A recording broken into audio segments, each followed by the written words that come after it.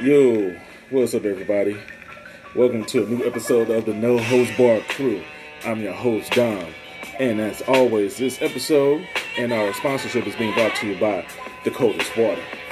For a wonderful bottle that's 36 hours of cold freshness, amazing coldest water in the world, or even cold liquid. Use our promo code 10% off in all caps DOMINICK. Again, that's DOMINICK. Shout out to The Coldest Water, showing a little bit of love. But you know, without me, there is no crew. So I gotta introduce. So over to my right, we got the pretty boy Thug over to the side. They normally call him Strawberry Blonde. AKA Kareem. Never liked you anyway, you pretty motherfucker. AKA Pretty Ricky, what they used to call him. But y'all know him as the singer, the dancer, the extraordinaire, the rapper, the chubby G of the crew. Yo, what up? It's your boy No ID. What's good? Back up in this bitch. Oh yeah. Yes. And over to the right, actually over.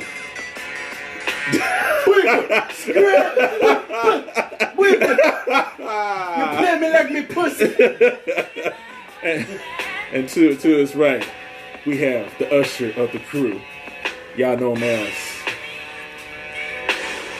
Tender Salute and bend him down, because he's gonna gun up that hoe, because he loves hoes, he just don't pay for them. Which part of that shit exactly? Damn, why you gotta do it like that? It's signs of Usher. We talking about we talking about No Limit Usher. We talking about motherfucking Same Girl Usher. Let It Burn Usher. These are my confessions, Usher. But y'all know him as the Trading Places Usher. Moving Mountains Usher. I'm not trading places. Don't do that. I'm always on top. That is on the bottom. Oh. But you gotta stand up and salute to the sergeant of the crew, the AKA six-figure nigga, the impeccable ladies man, the big baller, shot caller, 20-inch blades on the Impala. Y'all know him as it's your boy Gunner. How y'all doing? Mr. Gunner up, gunner down. Gun up in them pussy. That's what he knows how. And to his left, we have, AKA, for the ladies, the Black Boulder, King Dingley, Barry White. He Barry White's up in the pussy.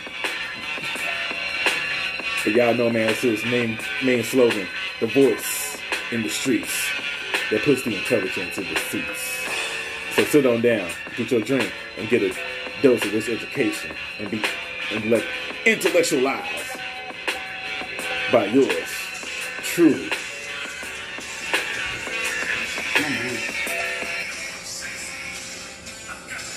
Let it ride. I got the moves.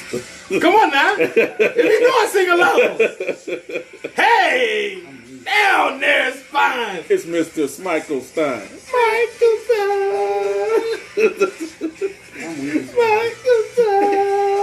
Michael Stein, president of California. Michael Stein. How's everybody doing?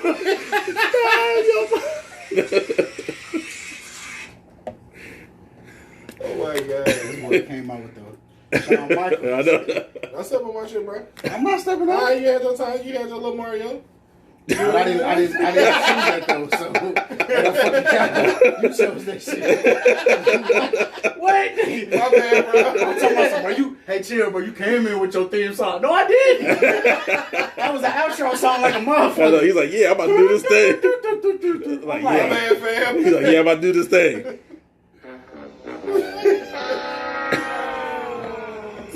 Me, Brethren. My bad. We good, bro. So we definitely got to give a shout out to our audience and stuff. I spoke to one of my coworkers at my job and stuff. He listens to the podcast. He just really listens to it, and he really, really loves the content because him and his wife tend to go to it every time, and she always gets to a point where she be like, "Oh my god, the motherfucker's talking that shit. Oh my god, and who the fuck is in the background sleeping?"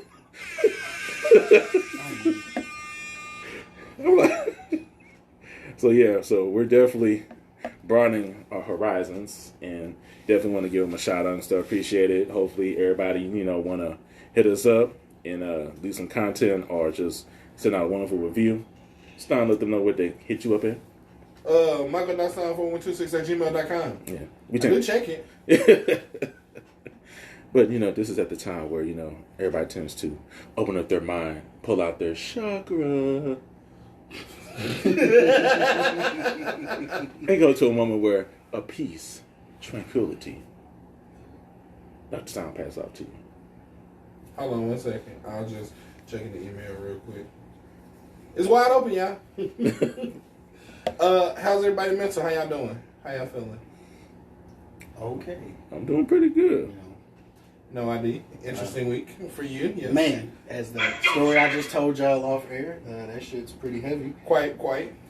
And just sitting here thinking like, damn, like I don't really know how those type of situations play out.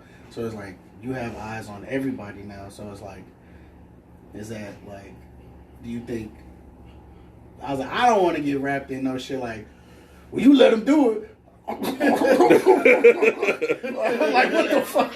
Like, are you challenging me, man? So basically, you don't want to be canceled.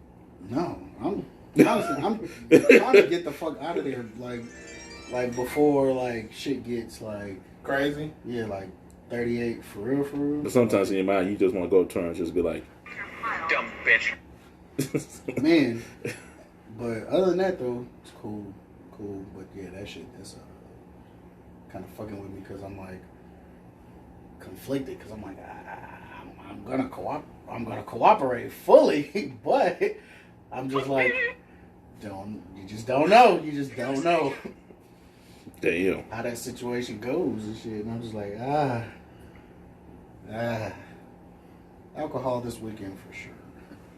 Shit, maybe this week, fuck it. Just pick up day drinking. And if they come to you, be like, shut up, bitch. Man. Good. Nothing to report for me, I guess. No infamous legendary story times. Man. I try to. I really don't know. I mean, be so much shit. I'm like, I don't know. A lot of stuff be leaving my mind. But I know I just had this conversation with a female coworker yesterday at work.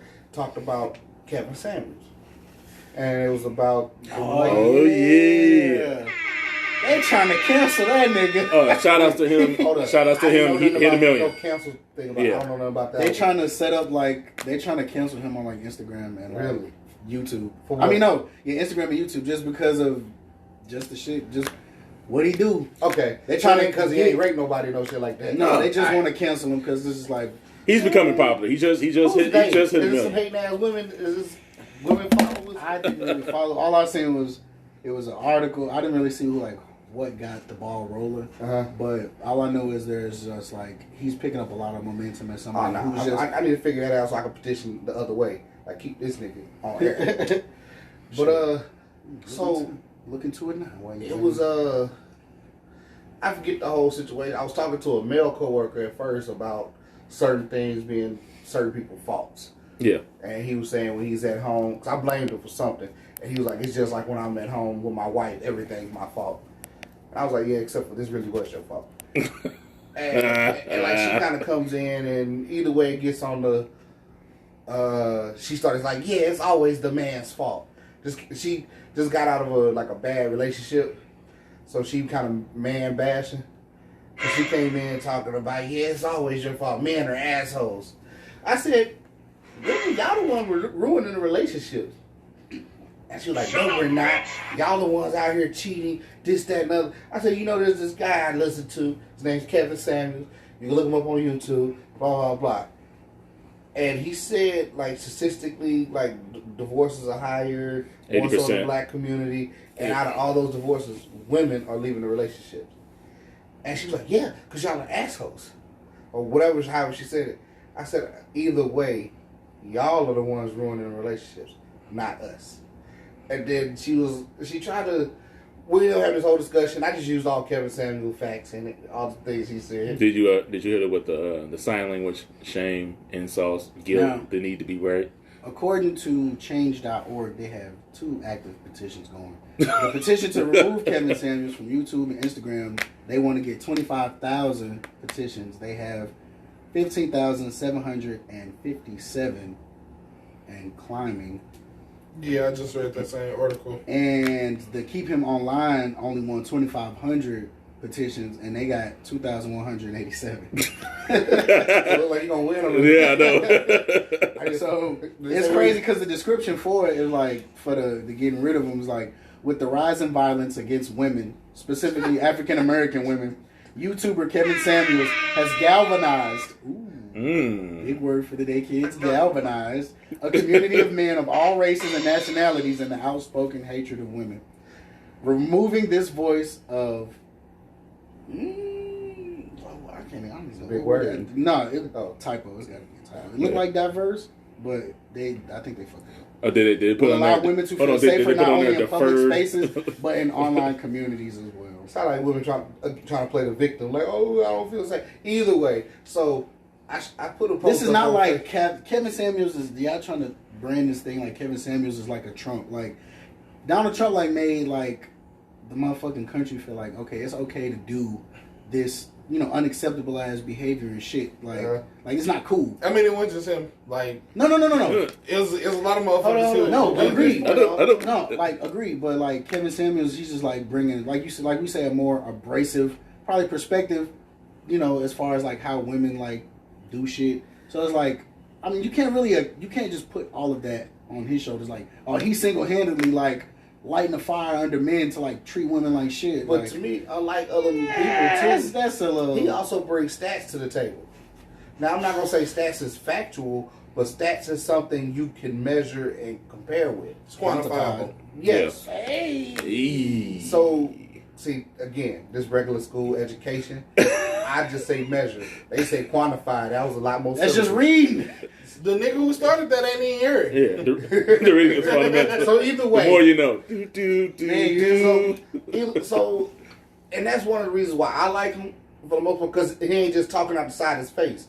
He put numbers out here in front of you, so you can be like, huh. Alexa, play Women Lie, Men Lie. So, By Wayne and Gotti. And that's the only reason why I like him a little bit more versus just people just be saying shit. Because he put numbers out there. But like I had put a Facebook status up, post, whatever, and it was pretty much like people prefer a pretty lie versus the ugly truth. And on the pretty lie side was like Steve Harvey and somebody else. And the ugly truth was Kevin Samuels. Now, our infamous Mike Stein over here. Yes. Commented on it. Now, when I read it, I was like, this is a long list of big ass words. Like, that's all I'm thinking as I read this shit. Like, I don't even know where to start to respond. Like, when I start looking up words first, so I know what I'm arguing against. But this is Michael Stein, because you know his motto. Because I'm a stud. I'm ballsy. I don't take no shit from anyone. So, Not inaccurate. but we had a little debate back and forth on there. And I mean, I'm not discrediting his argument. The only thing is, people have the right to have their opinions, and it was just both parties. We both had our own opinions about the situation. Me personally, I actually like Kevin Samuels because I just believe that we as people do need to be held accountable. And that's not just women, it's men too. Because even at the same time, we've heard and seen that Kevin Samuels don't bash only women. He bashes men too. Exactly. And I hate to, I'm using bash because that's just, he comes off aggressive to not just women, but to men. Basically the tone. That's what a lot of people have problems with, is the tone. It's like they don't mind hearing what he has to say, but they always go towards its tone. But when he plays the videos and he's repeating what you just said, Yeah, like to make it sit, to let you know what you just said before he starts getting into it. Only thing he's doing is just asking questions. How you respond is how you respond to. Yeah. some people take it Is that what personally, it is? and then they you answer. married, are you Yeah. religious? So you don't think plan on taking vows for better for worse, death do you part? That none of such say happiness. Like I'm thinking like usually when people come to him, like they assume they have their quote air quote shit together when they approach him with Right. their Yeah. questions, and then once they start breaking down the shit of all the shit that they asking about, then he like, okay, well now that we breaking it down, it don't sound like you have your shit And together. who are Yeah. those people that think they got their shit together? Per his recording, it sounds like he has more women listeners that don't have their shit together versus men But listeners. also to say, That's the spin. Yes. I grew That's up. that Michael Steiner right there. Yes. I'm Steiner. Yeah. I grew up in a do as you told kind of thing. Like, shut the fuck up. Your parents, whoever they tell you to do something, you do what you said. Ain't no questioning to it. Stand a grown folk big. Yes. Yeah, like it wasn't no sugarcoating. No, like, hey, how you feeling today? I don't give a fuck about how you feeling. Get your ass up, go to school. This kind of type shit. Then at the same time, being military, you get yelled at all the fucking time. I could take an ass chewing. And somebody raise their voice at me. Oh, the fuck, well, I'm gonna brush that shit off and keep moving. You can take a what? But society. You know what ass chewing? I mean, I know it's just like I know. ass chewing. He was asking, do you like your ass, Ass chewed? chewed. That's what he asked. Oh. That's what he asked you. He was like, He said, I can take an ass ass chewing. chew. So Like, wait a minute.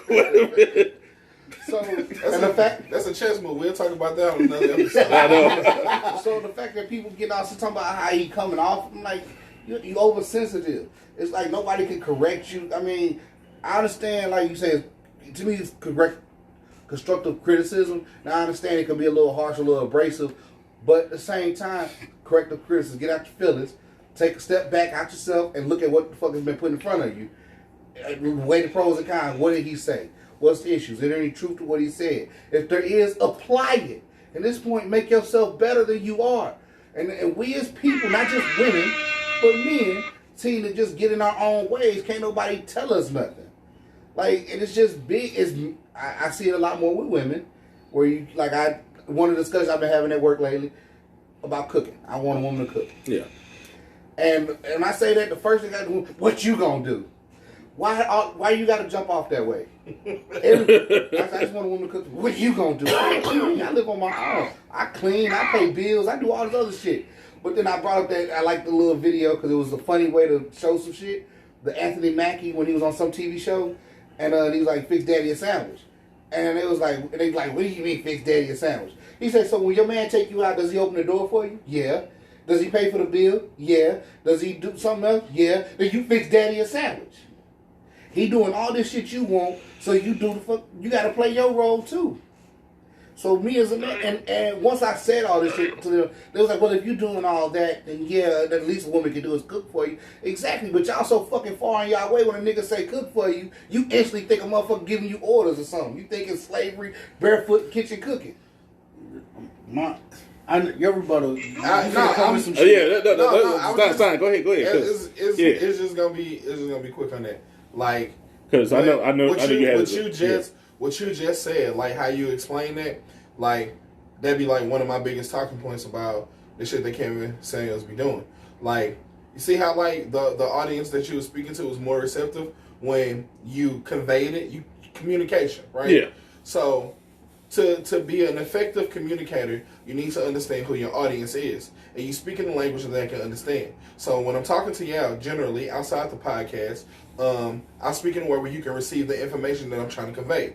It's about the way that you do it. It's not what you're saying. It's how you saying it. So they was real. They gave a lot of pushback, and they were not with what you were saying initially.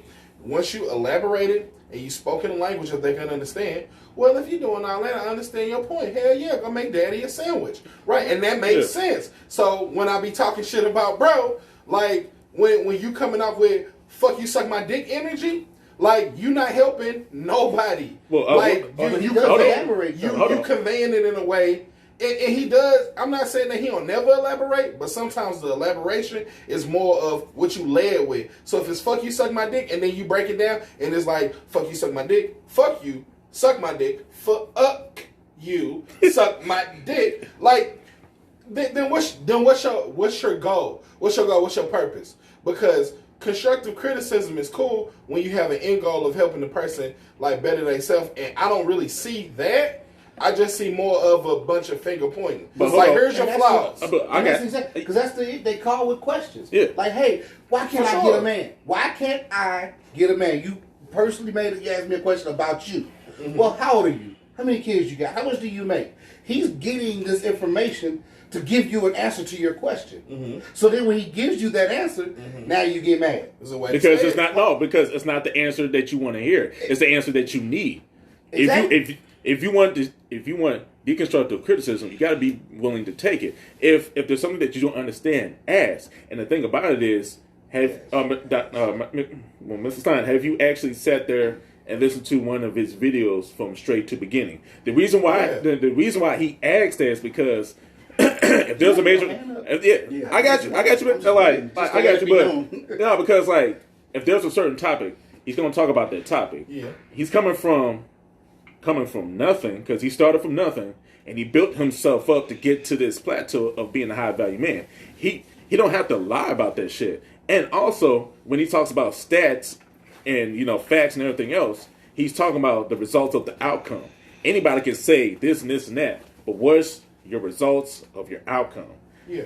On his 1 million episode special, people was calling him, thanking him, because even men, he's making men wanting to wear suits again, wanting to be the best version of themselves, wearing fucking cologne again. They got their own scent of the day, their own candle of the day. He's trying to bring back black love in the community. He's trying to let people know, like, if you're trying to be a high value man, be the high value man. But for the ladies, if you're going to try to, if you want to be with a high value man, this is what you're going to have to do. And he doesn't, and when I say he doesn't sugarcoat, it's one of the things that I find as a person in general, beyond the stuff. If I'm going to tell you something, I don't want to beat around the bush to tell you. I want to come straightforward and direct so you know what I'm saying, what I'm talking about. For sure. I don't want to sit over here and be like let's say something like you overweight or something like that. But I was just about to say, like, he'll do some shit to where it's like, all right, if I call in, I'm explaining to him that I may be slightly overweight. He'd be like, so you a fat slob. Instead of saying you probably plus size or you just certain terminology, you'd be like, I just breaking it as Michael Sanse saying it to where somebody can. If you did something, you my man's. Like we have a relationship, whatever. If you do something that I think like you make a stupid mistake.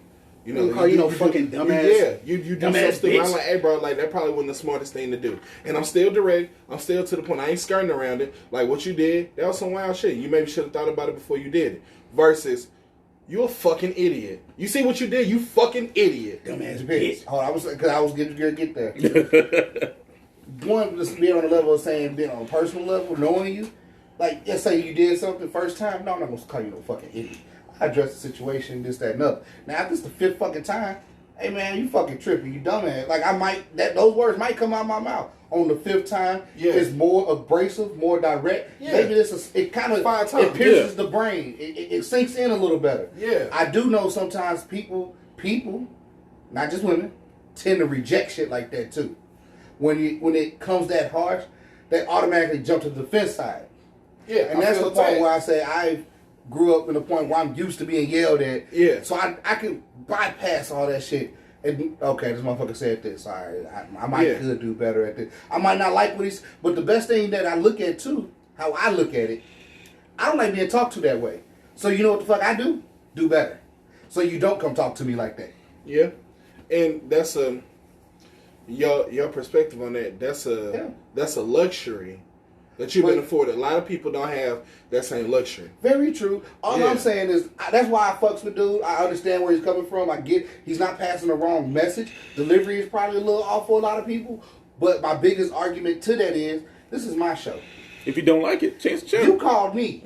Yeah, no, you and I'm pretty 9 times out of 10, I'm sure you didn't see how I talk to other people. For sure. You just walked in the devil's den. Don't get mad because you got burned. For sure. You walked in here. Yeah, the house on fire. I told you that before you came here. Absolutely. Like for So people who are purposefully inviting themselves and they know what they're gonna get, well then you deserve what you got. My issue be don't masquerade it like the house not on fire. Like people who support a lot of his supporters be like, nah, man, it was just He don't masquerade because he don't. But his you see my supporters show, do. right? You know what's gonna happen. I'm gonna cut you. Like, Yeah, he let me know what it was. he doesn't do that. But it's the same reason why I don't like Beyonce. Like it ain't Beyonce, she's talented. It's a fans. I like Oh, LeBron. the fucking I like It's LeBron. a fans. Is Kobe LeBron fans? fans. Is Oh, Mike man. fans? Is LeBron fans? Like Well, don't them diehard don't- fans is don't just become like- you start taking from what is factual and you spin it to something like delusional because of your admiration for this person, and that's toxic. But does it fall under the social media? Because if you're gonna go towards, if you just said the artist, right, and you said you have mostly problem with the fans. So do you think that's because of the social media, perspective? Because back in the day when we was fans, from our generation, we was fans. We be like, we love you, we support you, we bought your albums, you had the Right On magazine, we had your pictures on the wall, Yeah. we go to the fan club, Yeah. we order your tickets and everything else. And now it got to a point where you're on the social media, you got your click. So if Gunna is very popular, he got a million views, he got the Gunna Hive, Yeah, the Gunna click, the G Hive. yeah, the G Hive, and You probably got a G Hive. yeah, you probably got G Hive. So if they Sounds say so feminine, just because Beyonce didn't got the beehive, they put hive behind. I'm thinking feminine. I want to say G unit, but that's all. Yeah, but it's like if you had like what you're saying right now, if you used to post that on Twitter and stuff, So I just want to say for G-Wagon. yeah, the G-Wagon, there we go. Like Okay. bandwagon, Yeah. you got the G-Wagon. I was like the Mercedes. Yeah, G-Wagon. So the Bandwagon, G-Wagon, how Drake said the yeah. bandwagon full, but you could try to run behind it. Yeah. The G-Wagon full. So the G-Wagon is gonna come and get on your ass, pause, ass chew you to death, pause, Yeah. because of what you said. Yeah. But as we just said, that how they took it. What I'm saying? Was it the tone, or do you feel it's more the social media? Because it's basically you can't have an opinion now, because now it's got to the point where if you have an opinion, instead of you agree to disagree, it's more like I agree. I'm gonna cancel your ass. I agree with. Fuck you. I agree with you saying your point on like it's not really a space now to Be opinionated. well not Yeah. even that to agree to disagree. Like it ain't no respect now. Yeah, that's what I'm saying. It's Everything Like, we has feel like two different things in this. Yeah. but now you really can't. It's got to be black and white. It's either you right or you wrong. It's left or it's right. Like we can't just say, look, I see it left, you see it right. Hey, I respect your opinion. I just don't subscribe to that. like even with facts, you see and it- statistics and data, and it's like you see it a lot when you start talking about people who we consider legends. Like most motherfuckers who like Prince fans, you can't come into them and say shit about Michael, Freddie Mercury, Stevie Wonder, none of these motherfuckers. Yeah. Smokey Robinson, nah, it's Prince. And it's only Prince, and it's only always been Prince. And don't fucking approach me with nothing. And that's, to me, and I say this, I'm a Jay-Z fan, and I have been for a long time. But even and to me that's the testament of a true fan. Like when you can accept when the person that you're idolizing maybe fell short of the place that you try to keep him in a lot of times. Jay-Z been off sometimes. He got some verses that I think whack as fuck. Like, he done spit some lines and I was like, that shit kind of trash. I don't know why everybody fucking geeked as fuck over that. Like, that shit trash. To me, if you can't have that kind of viewpoint about a person, then you're a toxic motherfucker. That's what I be saying. That's what I was saying about the Beehive. Like, Beyonce not a good actress. And I watch people 10,000 comments long talking about her being cast as Storm in the X-Men potentially. And I seen people, after seeing her acting. If y'all see it right now, if you see Gunna's look in the face, he's like, they was in there like, nah, she a great actress. She got skills. I think she would kill this role. And I'm like, you can't be serious. Like, this ain't even about hate on Beyonce. Yeah. It's just not a skill that she possesses. But you so immersed in the fandom, in the idolization of that person, you unwilling or unaccepting of points that are counter to what you want to call law. And then I also want to interject as well, like, when it comes to Beyonce and stuff, Beyonce's best movie, in my opinion, was Dreamgirls. Because that role that she wanted, the role that she got, that was mainly her. Yeah, she went acting. Obsession was good That's- at the end where she was fighting the chick. In my opinion, she fucked up the Lion King. My I'ma I say like it out that there. Austin Powers. my only movie. I'll give you that.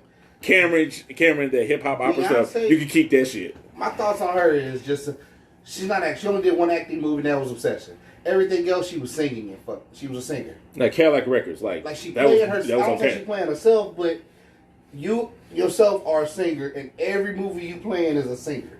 Where's the diversity? Yeah. No range. Exactly. Versus you could take Leo, Johnny Depp.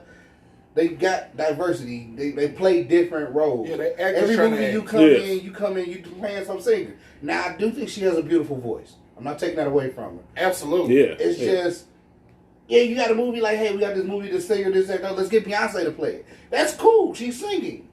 But you say, hey, we got an action flick and we want her to play one of the most powerful mutants out here. Nah, Literally. no. It's like, what you gonna do? Sing me to death while storms Right. coming in my face? Maybe if you had a movie and she was a siren, and she just sit there and scream, use her vocal Yeah. sounds to fucking get you. Like, that's cool, maybe a little bit, but no, I really don't even like her acting, honestly. No, Maybe Dreamgirls is probably her one of best. my favorites. Yeah, probably her best performance. It was probably one of my favorites, and I love this movie, music, all that. But acting wise, Did you like her performance? I like Carmen. I'm sorry, I didn't have to keep even that. like Obsession. I'm just looking at Yeah. this. I'm like, she trying to. Yeah. What about The Lion King? The remake of The Lion King. Where was she at? She was just a voice. She was Nala. I know. Yeah, but- She was a voice. Yeah. She behind screen like that. But you know, I ain't no like actor. some voice actors can. I mean, voice act. I just Yeah. watched this thing. Mark Hamill. He was talking about his where his inspiration came from when he first got into voice acting. He said it's one of the things he liked doing because you're not being seen and you could kind of get into character versus like when you come to a role and let's say you're gonna play the physical Batman, they look at you like you're short and fat, you can't play Batman. But on the vocal side, you can perfect voice for Batman. Yeah. They say he loves doing the vocal thing. It's still acting, but a lot of her acting to me when I watch her is not about her voice. It's her Yeah. Yeah. look, her Her face. physical performance. Yes. Yeah. And that's what I don't like about it. That's a lot of what that's more than 50% of what I look at when I watch a movie with her in it. She just don't look natural on the screen.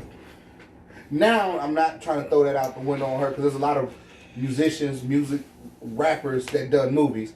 And I can say they suck too. Yeah. I'm Ja not just Rule. trying to single her out and make it seem like it's just her. There's other people that went into the movie screens that suck. Yeah. Like, I say Ja Rule. Menage! I was thinking DMX. No, but Monica. DMX, you like DMX in it? I like Cradle to the Grave. Come on now, you gotta come on now. Even Exit Wounds. You like Belly? Wrong kid. Definitely wrong father. Belly. Yeah. Different brother. There's this other movie he was in, but it was like this guy, he got shot. His name was like King or Kane. Ministers or something? No. No. He was like a drug dealer around town. He got shot. It's This a- white dude was a reporter that found him. Never Die Alone. Yeah. Yeah. I like that movie. Yeah. bad. Yeah, you tripping, but don't do that. Kane? He said- Hey, chill out. But like I said, it's not the only actor. Like there's other people. There's some that are natural. That I look at a movie and be like, I wouldn't know he was not a rapper or whatever. Yeah. Like I think Ludacris is getting better. Yeah. Yeah. First where he started to where he's at now, like, man Yeah. got better. Yeah. Tyrese, better. Yeah. He's still a little out there. Yeah. I was like, Well, his best role. Come on now, his he was good at His- Transformers. Fast and Furious. You don't like him in Fast and Furious? He cool there. I feel like he reached his His peak. peak in Transformers. I think he reached his peak Like as Baby Boy. He seemed like a serious let me be careful how I word this. Yes. He seemed like a person who was serious about being in action movies. I'm not gonna say he was a serious action star. About to say, He seemed serious about being in action movies. I'm gonna take this serious during the Transformers franchise that he was in. See, like, to me with him, I mean, to me, he tries too hard to be like a comedic relief. But I know, I don't say personally, just through video footage, is like, I see him on social media. Like, he just did a tour of his house. And even then, he's trying to crack jokes and be funny. Like, he's that type of person, but you're not funny. To me, you're not. Yeah. Now, Jamie Foxx would have did that shit. I probably would get weak as fuck. Like, great actor. Like, he can be funny. You know what I'm saying? Like, Will Smith, versatile. Yeah, that's what I'm saying. Versatile. Jamie Foxx.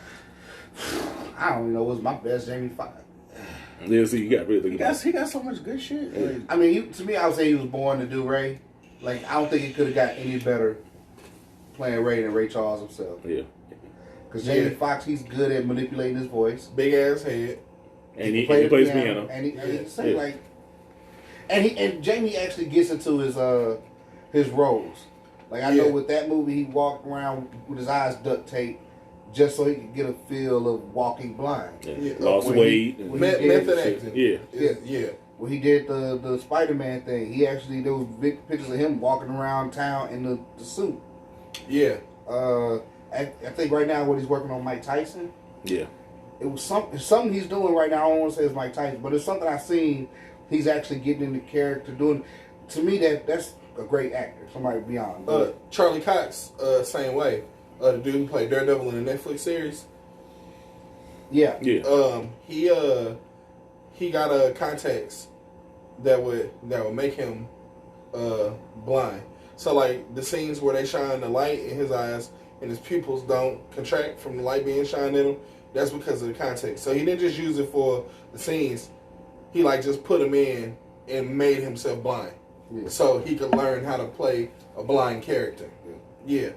And those that's dedication. Yeah. And even like Will Smith, he did that for Ali. He took like some classes or whatever, trying to learn how to talk like. Even now, I can hear some Ali in his voice when he acted. Yeah. Big Ugly Bear. What's count? For the Matrix, that entire cast, they read the books first to understand the idea about the Matrix, how it exists, living in a simulation, and all that shit. They read all these books, and then they went through 8 months of actual fight training. Not just we gonna just choreograph these scenes. Like these motherfuckers, want you to be they walked away from the Matrix franchise having some level of discipline in the martial arts that they performed under. And of course they got to do some shit so it look pretty on screen. But like, shout out to Keanu Reeves, because that boy goes extra hard. Because if it wasn't for him doing all that stuff for the Matrix, you probably wouldn't have John Wick now. That's what I'm saying. John Wick, Morpheus, all of them, they really went through like to learn karate, kung fu. Like all the shit that you saw them display. That was like 8 months every single day, no days off, until they can perform the actions and the choreography, just like walking.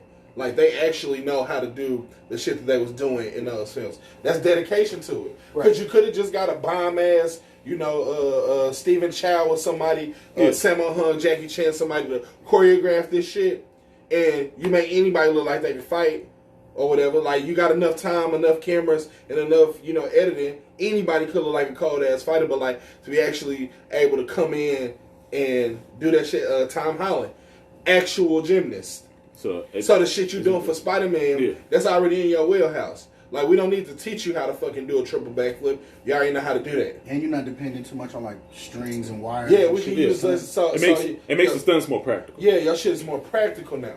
Shout out to Jackie Chan, the king of practicality. Shout out to Sammo Hung. Shout out to Yen Buell, because he don't get a lot of school. Yeah. Shout out to everybody, even though when you ping. Tony Jaa was a gymnast.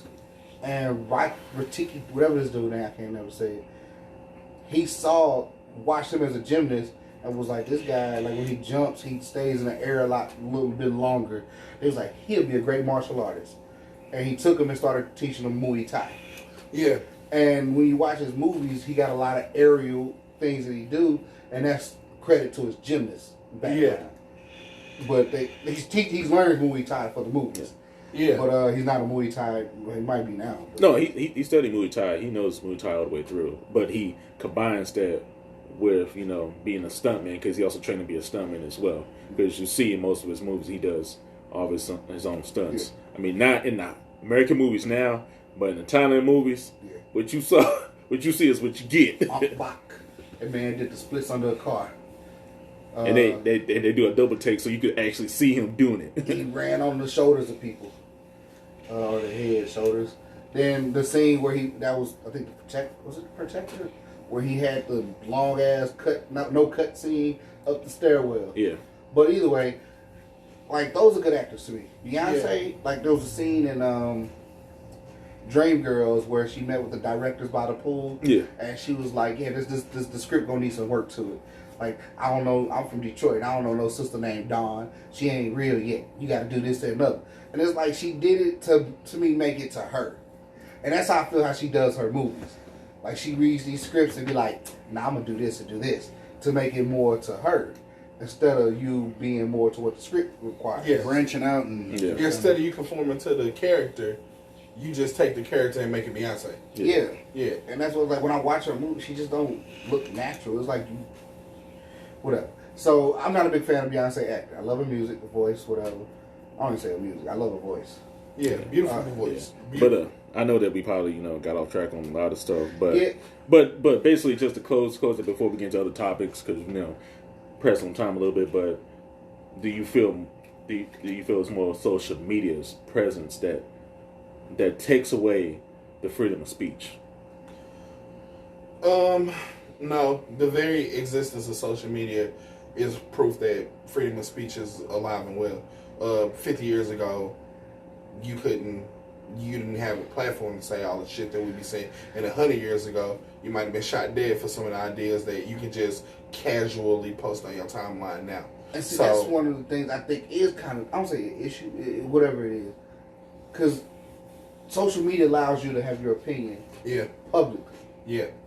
Everybody has an opinion. We all have had our opinions. Freedom of speech. We can sit here in the solitude of this house and talk about whatever our opinions. Yeah. But social media allows us to take these opinions and share them to the world. Yeah. Now, back in the day, that just wasn't there. Yeah. The opinions happened whenever we came face to face and talk. Yeah. or critics or certain. But even that, because I think people are so used to Strolling, typing. being on social media, they can't face to face interact to have those opinions back and forth. It's definitely emboldened some people. Yes, I will agree there. Because you don't have a face-to-face interaction with a person. Yeah, You're emboldened. You say some shit. And you know for a fact that if they was gonna do that shit, if they was gonna say it to your face, they're not gonna say it to your face. But that's the little things, like back in the day, we as enemies, we could come sit at the table and talk. Yeah. Like, if we could be in the middle of a war and we'd be like, hey, we need to talk. Like, send a message over there and say we need to talk. And me and you can sit over here and bring our lieutenants with us or whatever, and we can sit here right across from each other and say what we need to say to each other. Yeah. And no harm come to us. And we go back and try to kill each other again. Now you can't do that. Motherfuckers too busy putting their opinions on social media where everybody see it, and everybody else commenting, hyping shit up. They're making things too more public than it need to be. To the point where, perfect example, Lil Cuz got a situation going on with the baby mama. You post something on social media, now that's out in the world, everybody see it, and everybody got an opinion about what's going on with your situation. Yeah. Now, because of that, that's going to make you react a certain way. Do things differently. When you could just handle things how you need to handle it. Yeah. Leave social media out of it. Yeah. Social media plays effect in lives and attitudes, personalities, human interactions. Yeah. I think for the worse, but times are changing. I don't call myself a dinosaur, but I'm a little bit old school. Yeah, you're OG.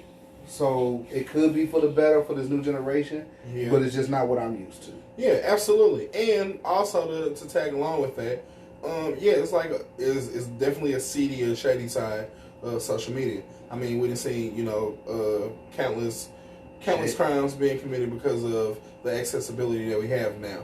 Suicides that happen, retaliation, all type of shit that happen, doxing, and people that die from that. There's a bunch of shit that happened.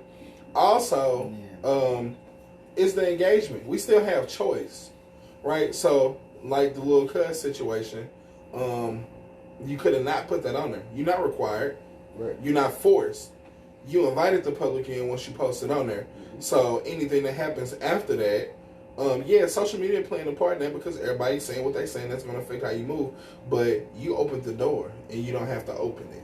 Yeah. So to me, it's a double-edged sword. I've seen a lot of good. One tweet inspired the revolution in Egypt, and all those people's over there oppressed and shit. I would have never knew about the shit that the bombers in Paris, the shit going on in Palestine without social media like this. I would have never knew about that shit. So I'm grateful for the opportunity to be able to be more connected to the world. But I also, like I said, see the bogus shit just from everything being right here in front of you. So it's a give and take. But some of the things, even too, like, I put a status up. Mm-hmm. You commented, I responded. Yeah. But then I turned around and called you. Yeah. Like, why are we talking through social media when I can just pick up the phone and talk to you? Yeah. Yeah. Same thing. This your BM. You probably gonna see her tonight. Yeah. Fuck you putting that up there for? Yeah. But if social media became such control, like you feel like you got to. Just like it was a chick I was talking to, and she got mad because I wasn't liking her pictures. The fuck for? I see you every day. Yeah. Why do I need to like your pictures on social media? Yeah. Like people feel like you have to. There's a sense of validation or something like. Yeah. Because maybe they'll say like maybe he felt like he needed to comment that. Yeah. To let her know something. Yeah. That you paying attention or whatever. Yeah. That's no. I mean, you can talk about that shit. She probably just did that shit on the front porch at your house. You could be like, oh, good job. Yeah. That same comment could have just been said right there in the face. Yeah. When you pick the kid up, drop the kid off, kiss her good morning, good night, goodbye. Yeah. You interact with this person on a daily basis, but yet you putting your business on social media. Yeah. And that's not just him. Some Yeah. people. Yeah. Yeah, from like a perspective of somebody who's been in that type of situation, like I know for a fact that I've in the past used social media to like make certain statements or things like probably hit harder because it is on social media. And like Michael, like Stein says, like when it's on social media, you open that door. So it's like me just saying, you ain't shit, and then getting on social media saying you ain't shit, you broke this, just airing you out on social media. It just has a stronger impact coming off social media because it's like, damn, You've weaponized it. Yeah. But again, and that's what I'm saying. And that just makes it worse. Versus like you could say you ain't shit to him in person, and y'all can have a hash talk it out. Okay. But the fact once you do it on social media, that shit gets so blown out. You made it y'all see. ain't finna see each other. Yeah. When you do, it's like we finna bang, we finna shoot it out, whatever. Ain't finna be no sit down talk. Because social media, they made it way bigger than what it needed to be. When all it could have been was facial, personal interaction. So And social then media at fault for amping it up, and I'm also mad at the person who posted it because that let me know right there that you didn't want to talk it out with me in the first place. So that's why I say it's a double-edged sword. It is. Yeah. And I like social media plays a role, a part.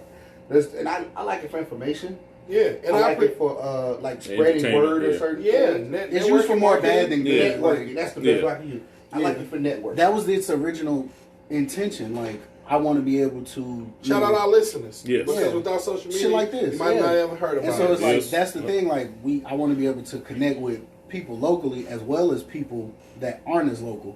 And but every good thing, no good deed goes unpunished. It's like every time you Yeah. find something good, there's always somebody who's going to be able to find the dark side. of it. Yeah, some shit. Yeah. And flip it for Yeah. like, oh, okay, well, we talking about the scandals of like political this, or now we talking about scandals of like celebrities and like this and that, or Yeah. who getting scandalous around town and this and that. So it's like, It's always we live in a world based on duality. It's always been there. It's just different. It was wild shit in the newspapers and the magazines before it was everybody was clicking and shit, and then it was gossip around the town before that. Your meeting spots, your local church, your men's club, your woman's hangout spots or whatever like that. Yeah, it's ain't nothing changed but the car. The road's still the same. Ain't nothing changed with the car. That's it. We traveling these same roads that you did 100 years ago. Ain't nothing changed but the name on the mail. Same shit, different toilet tissue. That's it. It was Charmin back then.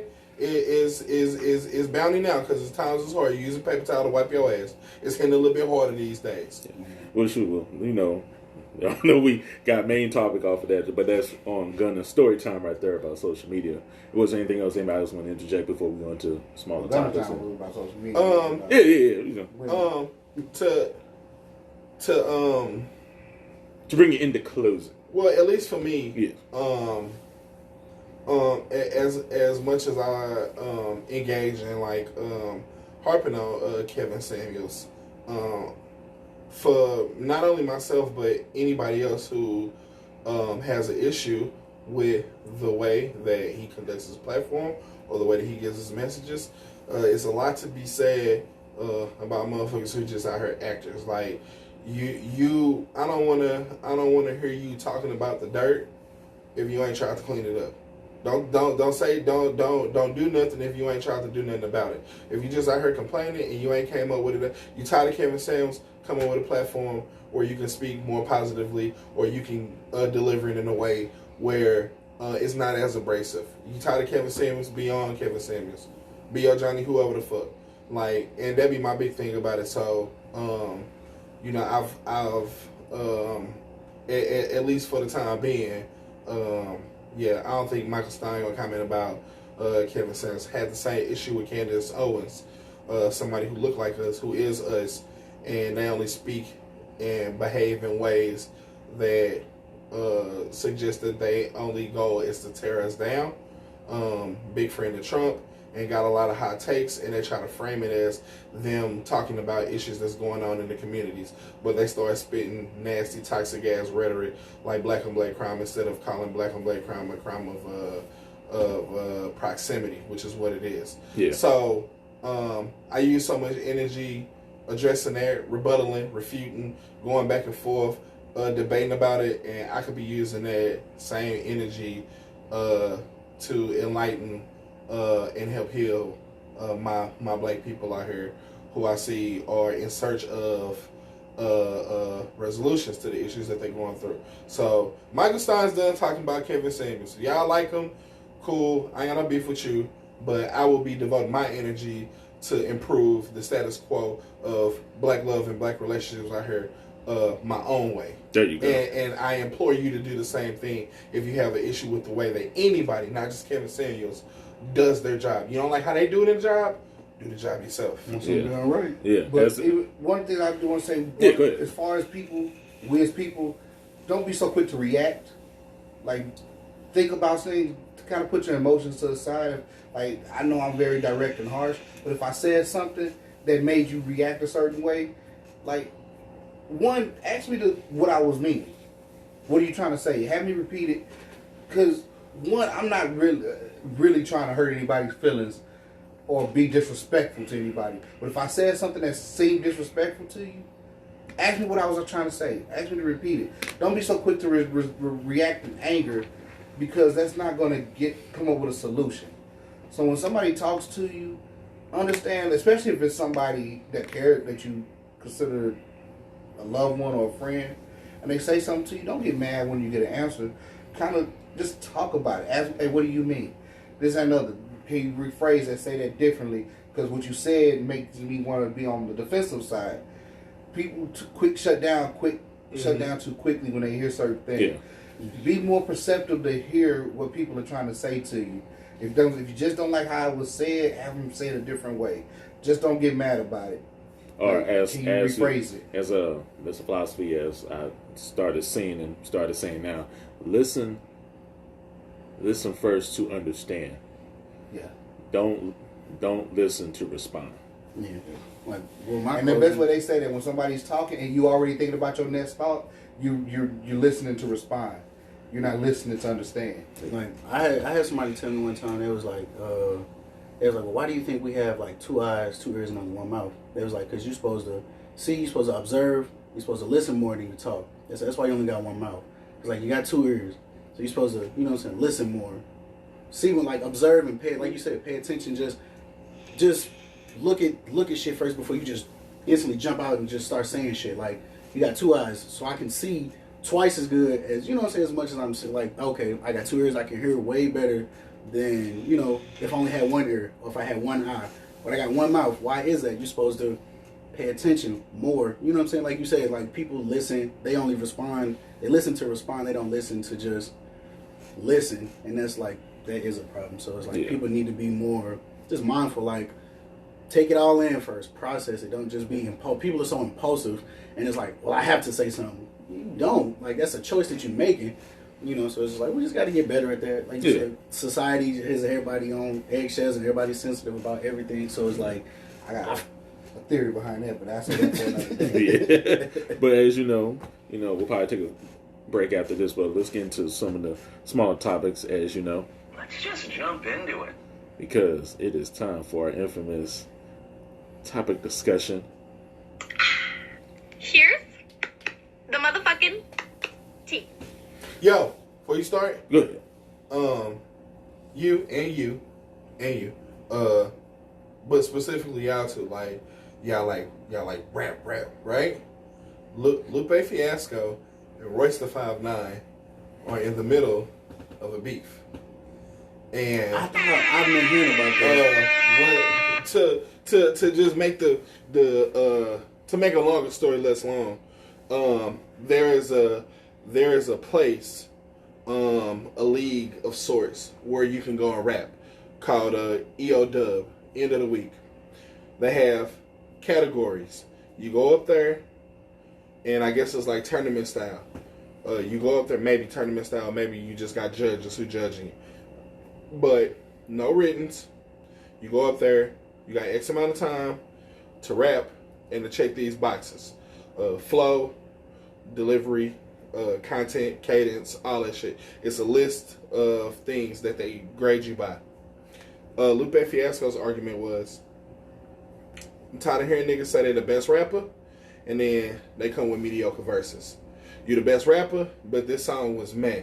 If you the best rapper, we supposed to know that all the time. If you think you the best rapper, don't go to URL and do rap battling. Rap battling is different than making a song, but rap battling, you have an opportunity to do research, to write shit about your opponent. You got all this shit that you done came up with, all this content, and it's memorized. It's memorized. Yeah, this ain't right now on the spot. Because see, if you good, if you are great, if you the best at your job, if you the best basketball player, somebody can give you a ball and pick a court and say, go drop 40 right now. And you're going to drop 40, right? You don't need 7 months to prepare. You're going to go drop 40 because that's what you do, right? So that was Lupe Fiasco's argument. Royce was trying to imply that, he'll shit on all these niggas. And Lupe Fiasco was like, I don't think you will. I think the best rapper is this dude named Osiris something. I can't remember his name. But he won EO Dub. He went through the gauntlet. He came out on top. Maybe it was his day. Maybe the planets aligned. But when it came time for him to rap and to check them boxes, he checked them against a myriad of other rappers. That was Lupe Fiasco's argument. And Royce the 5'9" was kind of shitting on them like, fuck them little pups. I know what I do. I know I'm the man. Fuck them niggas. And this had kind of been going on. They got a podcast and shit, the Royce and Lupe show. They had been going back and forth about, who the best rapper, et cetera, et cetera. And it seemed like things were kind of being goaded for them to enter URL and rap battle against each other.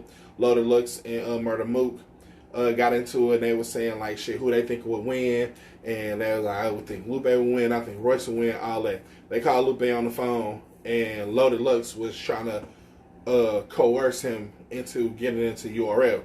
And Royce the 5'9" had a live stream with Mickey Fax and another guy, Cosmic Kev, the DJ. Shout out Cosmic Kev. Lupe jumped on, and he was lit as fuck. And they was trying to talk to him or whatever. And he was like, nah, like, I'm not doing no rap battle shit. I ain't got no interest in battling Royce and URL. Like, all I did was tell that nigga to go to EO Dub if you want to say you the best. And, like, Royce kind of got like a line, like, watch your fucking mouth. I don't like that tone in your voice. Drop that tone in your fucking voice and all that shit. And Lupe was like, nigga, like, let's fucking go. If you want to go, nigga, let's go. Fuck out of here. And, he had got on live and was just like freestyling and shit. Lupe was, and Royce took that as shots against him, and it wasn't. He had did the freestyling and shit before the whole Royce conversation and shit happened. So Royce heard that, dropped a diss track called Lambda, and it was like 5 or 6 minutes, and he like rapping in there, like it's bars. And Lupe heard that, and if you don't know Lupe Fiasco, like, I mean, it's some people like they don't get in beefs because like it ain't worth your time to get into a beef with them. Like these little local jokers, Chingy ain't never been in a rap beef. Like who got beef with Chingy? And right. And then there's some niggas who don't get in beef. Like talked about Mos Def, shout out Lil Wayne, all that shit. I think Pharrell produced the track. He came out with SLR2 responding to Kendrick Lamar when he did his Control verse. Okay. And he came out with SLR3 on like a different project. He was just crazy rapping on there. When Lupe dropped an SLR, something big. It's like like when Lil Wayne was dropping The Droughts. Except these just songs. Like when you hear one of these, like you know it's that time. So I'm online and I see SLR 3.5. I'm like, first of all, that's mad disrespectful. Royce ain't even worth a whole nother number to that. He ain't worth SLR 4. He just SLR 3.5. And when I say like this nigga cooked him, like, and I love Royce the 5'9". Like I've been playing the Allegory probably for like a year straight. Like the Allegory, that album, dope as fuck. But when I say like Lupe clean smoked him, like he clean smoked him. Like clean smoked him, bro. Like if you like rap, rap and not niggas harmonizing and shit, like you want some real bars, listen to Lambda and then listen to SLR 3.5. Like, oh my fucking God, bro. Like them niggas was rapping. I don't know if there's gonna be responses to come after this, but when I say them niggas was getting off, like it was so prevalent and just in your face that Lupe was losing his mind. I let Mrs. Michael Stein hear it, and it's a particular excerpt from this song, and Lupe says, if it wasn't for Premier, if it wasn't for nigga, I got a dozen more. Talking about Royce's in this particular part of the rap, he was talking about how Royce always had a whole bunch of motherfuckers helping his career. DJ Premier, Eminem, Crooked Eye, Interscope, yeah, the whole Aftermath, Shady Dre, all this shit. And that's what that line was like. He came out of nowhere and dropped that shit. It's like, oh my God, that's mad disrespectful. Like, definitely listen to it. I'm gonna check that shit out. Oh, yeah, I just wrote it down. I gotta say Lambda, LAMBDA, from Royce the 5'9", and SLR 3.1/2, 3.5. Yeah. But I did have one little simple read. Well, I'm just gonna continue going. Like, ladies and gentlemen, like, you know, I took like a brief pause, and then it's got to a point where it's gotten so good that I keep it going. I'm gonna edit it and post it and fix it. But, you know, we're going to keep it going. So, it's too hot right now. We're going to keep it going. Our energy is going. The only comment I got off of what you said is, like, how he said something about you a good rapper, like, best rapper, you do this, and the other. Yeah. I don't care what it is. You could be a good rapper, but at the end of the day, you still practice. Kobe didn't come Kobe without being in the gym practicing. He might have been a good player at the beginning, but he became great by practicing. Same thing as rappers. I mean, you might start off and you might actually be able to stay on the beat type shit. But then at the same time, you still got to practice. You might be at home just coming up with words and just trying to put things together, read a dictionary, learning new. You still practice to become the greatest rapper. For sure. To damn, what's the word I'm looking for? Not harmonize, but bring your skill together. Yeah. And because to me, I was getting ready, I was listening to what you were saying. And I was thinking, well, some people might not be able to rap off the top of their head. They might, like, I can sit up here and write some cold-ass raps. I can sit down, put the pen to paper, and I can put out a cold-ass song where you have me get on spot, and I'm going to be like, oh, fuck, I can't come up with it that quick. But if I want the title Greatest Rapper Alive, that's something I'm going to have to correct. Right. Yeah. I'm going to have to start practicing and working on that to come off the top of the head now. Yeah. And I know that's also off topic, but it goes in what Gunner's saying. It's that one of the reasons why when, like me, well, let me try to phrase this because it's going into as a question. Like, well, Lil Wayne just started Lil Wayne started off with Cash Money. The Block is Hot. Me personally, I was like, all right, cool, that's the song and everything else. But the moment that you really started appreciating Lil Wayne was when he started doing the mixtapes, Squad Up, and then he went in towards his mixtape era. Yeah, because at that we time, listen to some Squad Up one day because I fuck with yeah. Nah. Fucks with the homie, man. Sorry.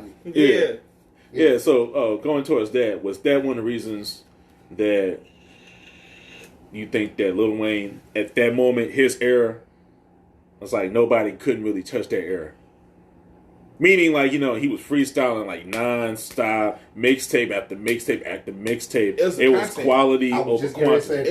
It was also. Do you feel like that was quality? It was the content, and it was the quantity. Yeah. Like you didn't have a chance to argue with Lil Wayne because by the time you finished one mixtape, it was another mixtape. Wayne and the Wings he was consistent. Same thing like DMX. DMX wasn't a good freestyler, but he said he go in the studio and write 7 songs in one night. Yeah. And his shit was good. Yeah. Like the good thing about EO Dub, to piggyback on what you said, it's ongoing. So like Osiris won. Well, Osiris, he the top dog for now.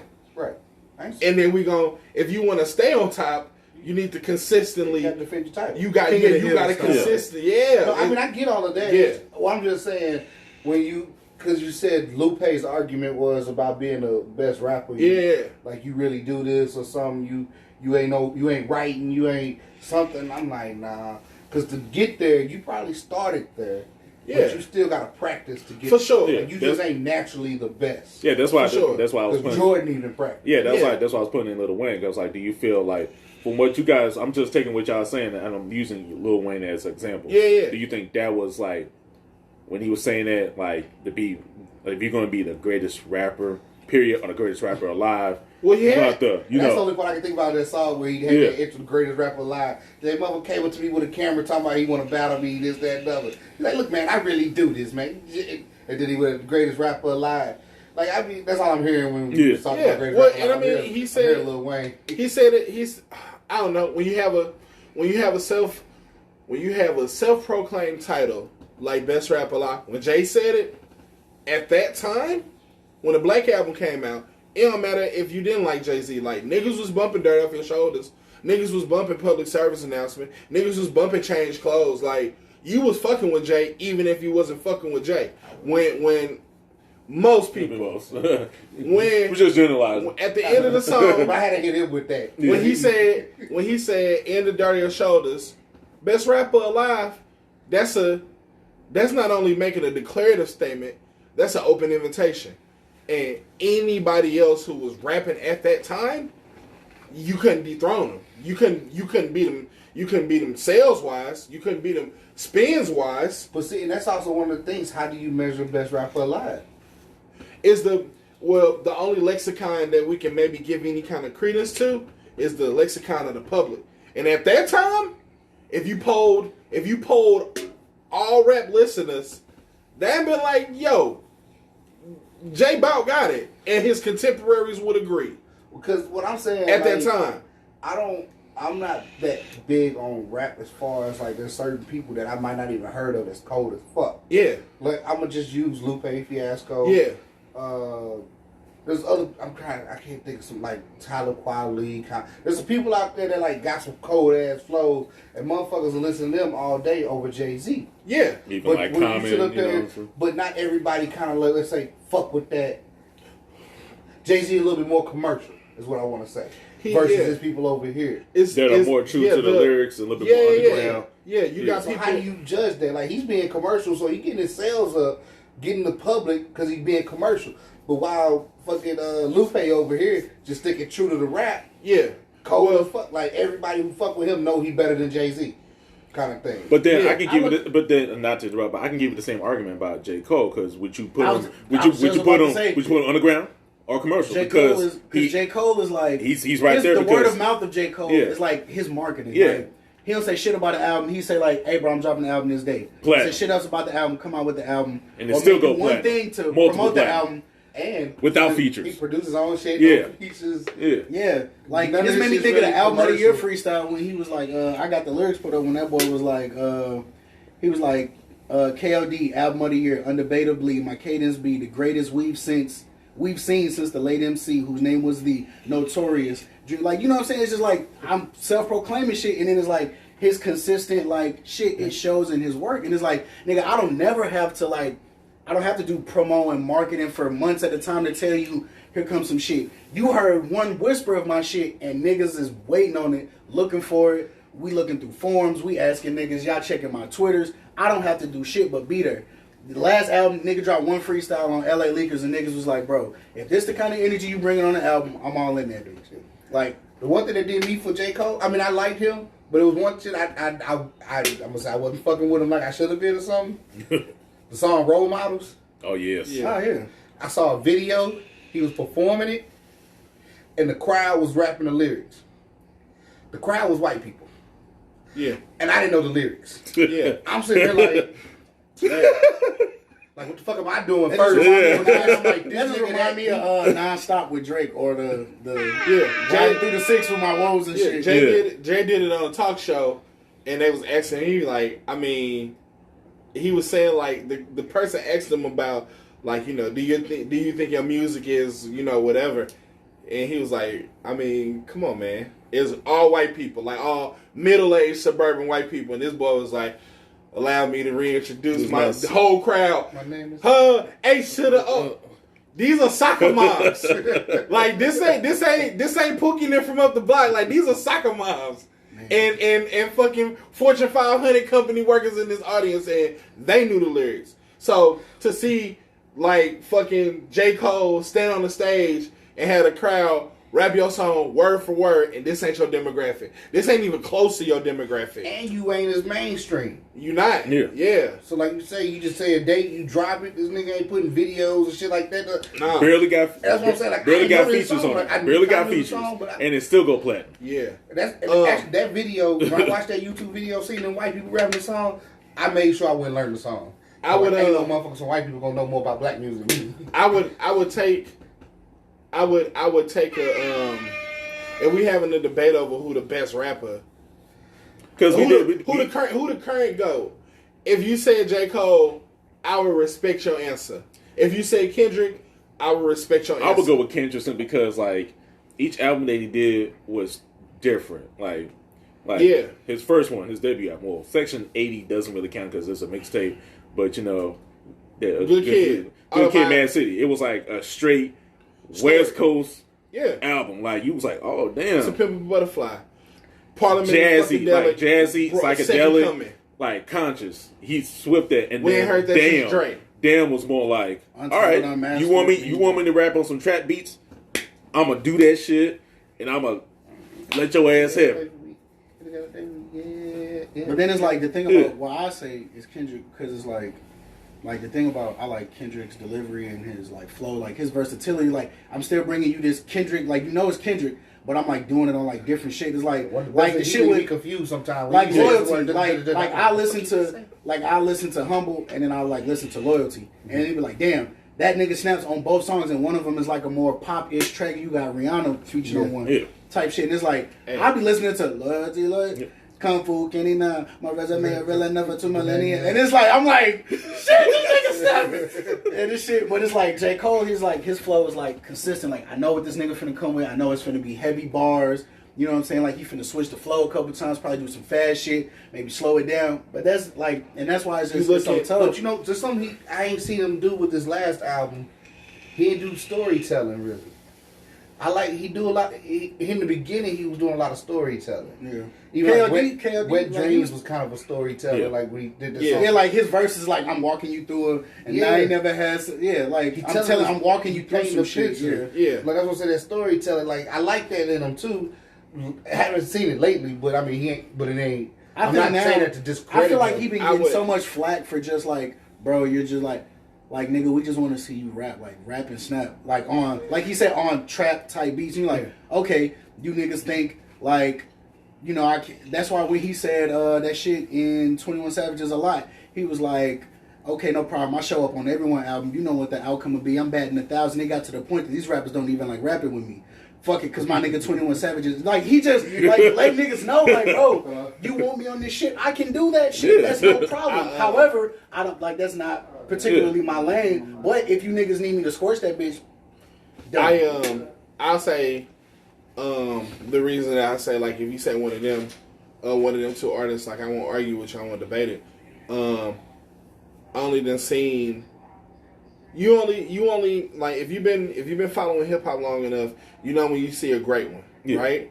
You know, it ain't even like I mean it's like you know the music they put out and shit, but like they got like a presence or aura. Like you know when they step in the building, like hip hop finna change. Yeah.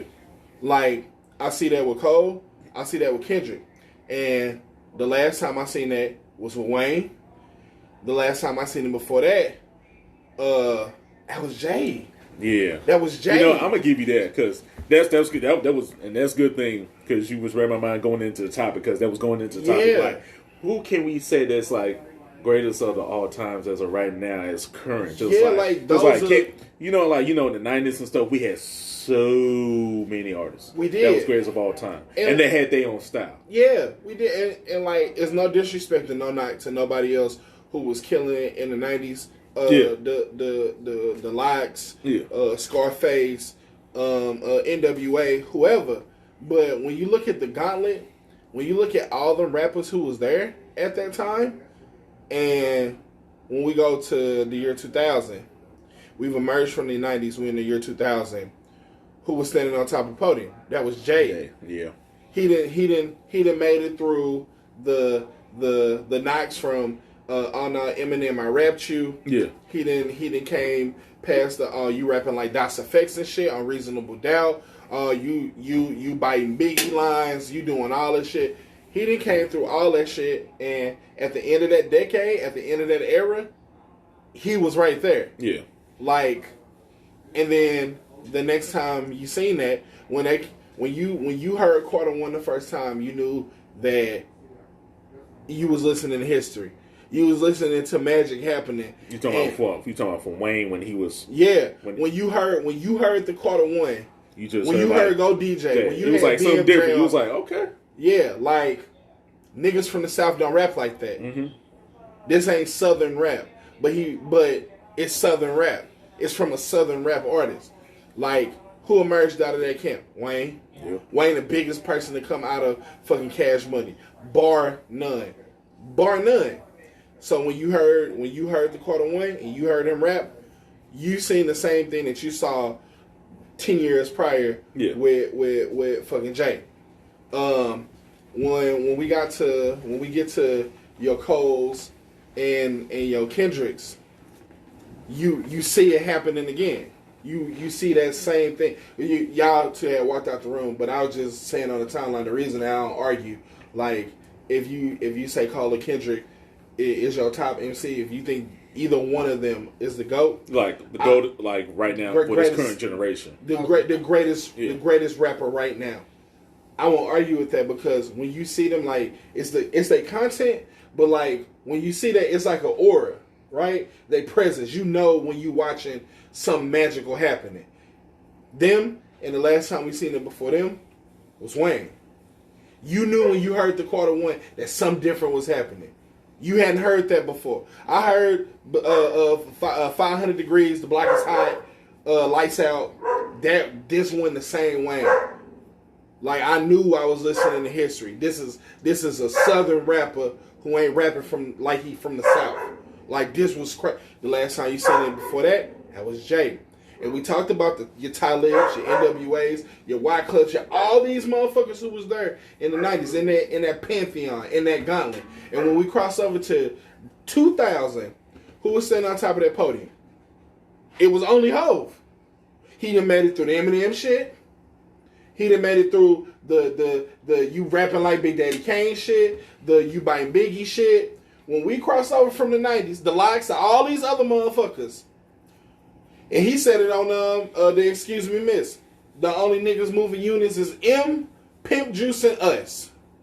That was Nelly, Eminem, and himself. You knew it.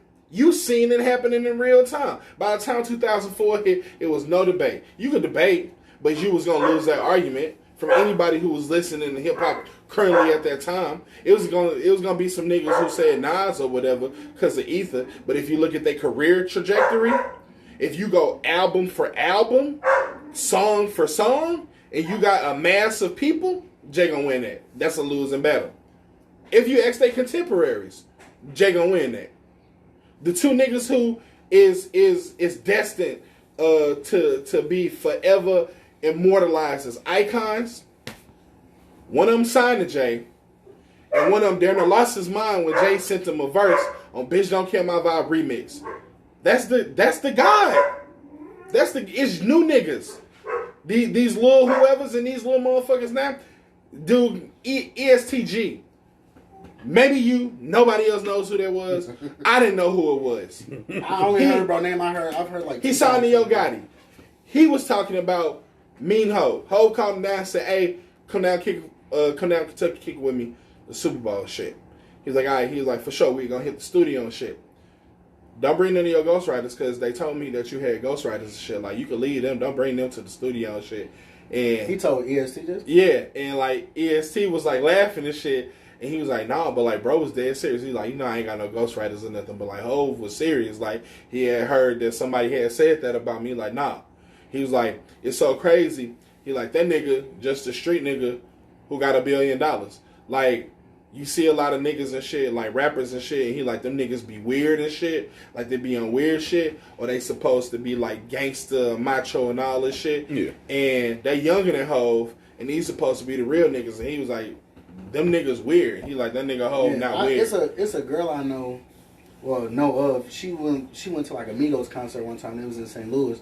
And she was like, I guess one of the fortunate, celebrities pull some bitches from the crowd or whatever, come back to the hotel, knock them off, send them back, whatever the fuck. Yeah. So apparently she made the collective, in the group, and she was just like, she was there, and she was just like, yeah, like on some 100 shit, like the Migos like some cornball. She like, Quavo's like a cornball ass nigga, like how I see you, like she's like being around Quavo and person, she like he's like a cornball. She's like Offset, like he do like he try to shit too hard, and she was like, and Takeoff just like a weird ass nigga, like in the corner, like just like what it like bro good over there, like she's like them niggas like she's like I fuck with Quavo, she's like that's my baby, this that and the other. She's like, but after me that nigga, it just kind of like, and she was just like, wow, that nigga's like a real life cornball, and I was just like, that shit. And then to go into subtopic with that, like, why can't newer rappers appreciate the success that they have instead of constantly fucking it up? What you mean? Basically, like going to jail and shit. Like going to jail over the dumbest shit. So, that's well, here's true. I'll give you that, but this newer generation right now is just making it even worse. This what happened. This what I'm. This is finna say what I'm finna. Yeah, go ahead. This is my theory. You remember when we was listening to rap and shit? Like, it was important for you to be authentic, right? Mm-hmm. So when you heard about Jay like selling crack and Marcy and shit, it's niggas who not rappers, who not famous, been in interviews like, nah, Jay used to stand on the corner right there and hustle rocks and Marcy. Yeah. Nas was right over there on Queensbridge, like he was moving packs. We seen it happen. Yeah. He really was out there with guns. Niggas had shooters and shit. Like, that was such an important thing to be authentic. A lot of rappers, even from the golden age of hip hop, the 90s, there's a lot of rappers who wasn't really about that, but that's what you rapped about because that's what you knew. Mm-hmm. Ice Cube an actor. We know that. He not that. It's niggas from Inglewood. Like, nah. Dre not really from Compton. He from a place that's adjacent to Compton, but not really Compton. His mail don't say Compton. Right? Yeah. But these personas, you were supposed to believe that. So when you got niggas who born after this shit, this next upcoming generation Young of rappers, Gotti's, the babies, we gotta really do it. We gotta really do it. Because so niggas is checking credentials. Niggas check your credentials. You go to jail, they checking paperwork. T.I. will tell you all about it. You sold packs? We need to see. Niggas pulling up in your hood. When Lil Flip said he had his block on lock, T.I. drove out to Lil Flip's hood in Cloverland with a camera exposing niggas. When that shit happened, niggas was like, no, we gotta really be what we talking about. If we say we sold drugs and we've been in the trap, not only do we have not only do we have to have been there, like, you might need to still see us in the trap. So, and this is just my working theory, I think that it seems so much more prevalent now because niggas want to be authentic. So you can't talk about being a shooter. You gotta be a shooter. That's why you see niggas go catch 3 bodies. That's why you see Pooh Shiesty. He got a song called Back in Blood. I got my own fire. Don't need security in the club. He got into it with a security guard. Somebody slapped. He had bands in his pocket. Somebody slapped his money. He trying to pick it up. He standing on stage. He like, get my shit back or whatever. You know, he got his pistol out. The security guard tell him to put it up. He like, nah, niggas robbed me. I need my shit back. Like, I'm gonna get it back by any means. That's what your song was about.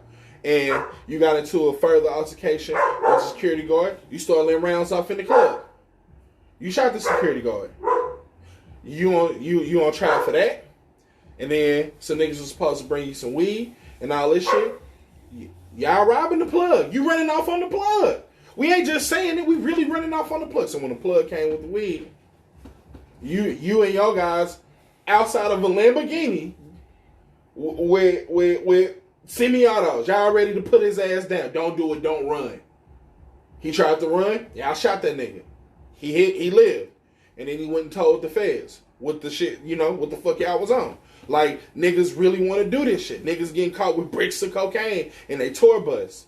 You riding around in a $400,000 Bentley and you got all unregistered weapons. Well, nah. Having security is pussy. We don't walk around with security. We real. It's just me. I'm out here dolo. I don't need them niggas. All right, cool. And you really trying to adhere to that? You really growing up believing the shit that your Jeezys, your T. By the time these niggas got record deals, they ain't in the streets no more. Jeezy went in the. You heard Jeezy record? He talking about same spot for days, same trap for months, 2 AKs and a box of blunts. That's bullshit. Because when he said that, Jeezy had probably like a whole team of financial investors. He got motherfucking Roth IRAs. He got investment ventures. He got fucking real estate. He ain't seen a chopper in probably 10 years. Yeah. When he was with BMF and all that shit. I think he was still out there when he was Snowman, when he boys got work. These boys got when he was that little group part. That was Boys in the Hood. Boys in the Hood. That was the tail end. Yeah. That right after BMF went down, because Jeezy then rapped about him really having $1 million before he ever had a record deal. That was true. You was out there moving dope with Big Meech and them. Big Meech and them, they shit verified, they stamped. They did time. We know. It was big ass RICO case. We know. So Jeezy was really there. They tried to indict Jeezy. They didn't find no evidence against him. Or they couldn't find enough evidence against him to substantiate bringing charges against him. He got lucky. He skated. Would this be allegedly or facts? No, it's facts. Facts, okay. He went to trial. All right, cool. He got off. You think he went back to the trap? Hell fucking no. When they took down the entire BMF organization, everybody went down. From the top to the bottom. Wives, kids, everybody went to fucking jail when BMF went down. So you think Jeezy went right back to Atlanta and started slanging dope? Absolutely not. He got his ass in that studio and he started rapping the rhymes of his life. But you niggas grew up listening to that. All right, cool. We got to be authentic. And this is what you see now. Like, the prime example, maybe the biggest market for this shit, niggas from Chicago. Everybody talk about the Chicago rappers. How come so many people dying? Big theory that people say on some Illuminati shit, like Lil Durk, rapper from Chicago. He sacrificing it. Everybody who get around Durk get killed. He sacrificing motherfuckers. And somebody took that and put a caption under it. It's like, no, this is just the first time y'all seen rappers really be about what they saying. So when these rappers rap songs about shooting up motherfuckers and getting into it with the police and slinging dope and all that shit, they currently doing it. They ain't rapping about shit they did 15 years ago. This shit that you can go to Lamron, Normal Avenue in Chicago, and you can see these niggas on the block, you'll get shot in real life. Like, niggas got videos and niggas just shoot niggas on a random Tuesday. So it ain't no crazy shit or nothing. It's just, this is the first time that you done seen niggas really be about that shit. It's a gang war in Chicago that's been going on since Hoover got locked up. Well, it's also a little different too because I would say the rap game was a little different than it was before. Like, in the sense of age. Like, the people, like you say, Jeezy did it before and then he got to rap. Yeah. These kids is 18, 19, 20 years old. Younger than that sometimes. Right. And so they're in the time that they're doing it, like let's say like Jeezy and everybody else was. But how media is set up, Yeah. these guys get famous quicker than they did back in the day. They do. Back in the day, you had to really hustle and try to get a deal. Yeah. Right now, all you got to do is fucking Go viral one time. Yeah. yeah. So Drop your shit on SoundCloud and you sold. So it's not even so much that it's just, I think nothing has really changed. And if you take this time frame of like a thug, hood rapper, whatever title you want to give them, gangster rapper, like at this point in their life, they grew up in projects, just sold drugs, out here gun shooting, blah, blah, blah, got a record deal, famous, this, that, and other. Yeah. All that is the same, except for now, the get famous part is back here. Yeah. They getting famous younger. Yeah. So all that shit that's happening with them, that surrounds them, is getting famous with them as well. I say it's a two-part. I think that explains half of it, and I think the other half of it is it's a difference in what they do once they get famous. Yeah. Rappers then got famous and got the fuck out. Everybody bought cribs in Miami, in LA, over here, over there. They left the hood. But they're young. That's one of the things. You can't tell a young person nothing too much. Right. They hard-headed. They got to get older first and learn to mature. These motherfuckers, not only do you get the deal quicker, y'all deals are more lucrative. Like, ex-niggas from the 90s, how them record deals were set up. They was getting Shady than the hold. motherfucker. They was getting hold back then. Because even Method Man talked about that on... Look at Wayne. Yeah. It ain't no way that Wayne should have ever been tax evasion, that should have never happened when you the forefront of one of the biggest labels to ever exist in hip-hop. One of the biggest. The only people who had a better deal than Cash Money was No Limit. Yep. The only people. Like, they deal with setups real similar to P's deal. Birdman and was it like 70-30, something like that? For distro. Yeah. The 30% was on distribution. Like, and they retain ownership of the masters. Yes, like that's a stupid Yeah. fucking deal. P's was like 90-10. And the 10% was only for you get your cut from distro. That's it. So when you distributing themselves and shit, you get a little 10% of that. We get 90% of everything else. Touring, all that shit. Cash Money deal was damn near as good. There's no way that anybody who came out, and especially not the Fremen, imagine P being broke. But Wayne was under some real shit. Had to talk to Hov and get them lawyers involved to get your assets right. That should have never happened. So niggas back then was getting Hov. These niggas, now these kids, getting dropped. It was big. Remember when 50 got signed? $1 million. He got $1 million deal from M. And that was crazy at the time. Yeah, it's $1 million deal. I remember he gave him a watch. I thought that's how it the watch is more like, you know, welcome to the label and stuff. But he signed $1 million. The watch was free. The deal was $1 million. $1 million. Yeah, that was 50's deal, and that was unheard of at the time. Like that shit made like CNN, MSNBC, like white people was talking about. Rapper 50 Cent signs a deal with Interscope, Aftermath. $1 million. That was on the cover of every magazine. That never happened before. And now you got kids who getting 4 times, 5 times, 6 times that off of deals. A 2 album contract. You get an $8 million. You getting paid $8 million and you got to deliver 2 albums. That's crazy. So, because you know, back in the day, interjecting stuff. Back in the day, in the '90s, from probably like about 2007, the contracts that they had was more like 3 to 5 albums. 3 to 5 albums. Then you're done. And you don't own your masters. Yeah. And you only own part of your publishing. And then everything is in advance. It's got to be recouped. That's still about right now. I mean, 3 to 5 albums. Some. Not like it used to be. Like some niggas get $10 million off of 1 album deal. Yeah, because now they're going towards singles now. Because you know, are shorter like EPs and stuff. They're going back to the EPs again. Yeah, well, you only get paid off for 10 tracks on the album anyway. Yeah. That's why albums got shorter. You don't get 20-something albums no more because artists got smart. Like, you going to pay me for 10, and these other 11 that I'm finna do, you ain't going to give me shit on that. Well, then I should only make my album 10 songs long. Yeah, the fans going to suffer, but shit, I'm suffering by putting in all this work and you ain't paying me on it. Unless it goes streaming, because it's totally different. Because streaming, they're not going to get paid as much. Yeah, you get unless you Drake, Drake or Rihanna, somebody. Yeah. Drake, Justin Bieber, motherfuckers like that. You ain't making no money from streaming. You making all your money from touring. Michael Jackson trying to tell you. But yeah, it's a difference in what niggas do with the money too. Mm-hmm. You think that the first thing, I ain't even like from as some of these circumstances that these niggas from, like these niggas like freestyling and making crack deals in the video. Like this is a real life going on. And you give me a few $1 million, we gone.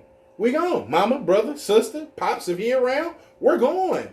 The homeboys too, we about this bitch. We finna go to the hills. Leave that dope there. Leave them guns there. Get your shit clean. Get the fuck out of here. Let's hire security detail. All that shit. We ain't doing none of that. Yeah. And these niggas like, nah. I'm finna slide down the block now in a Bentley. I'm gonna take this $3 million that you gave me. I'm gonna spend $500,000 of it on the whip, and then I'm gonna come be on the same block that I've been on. Who's that?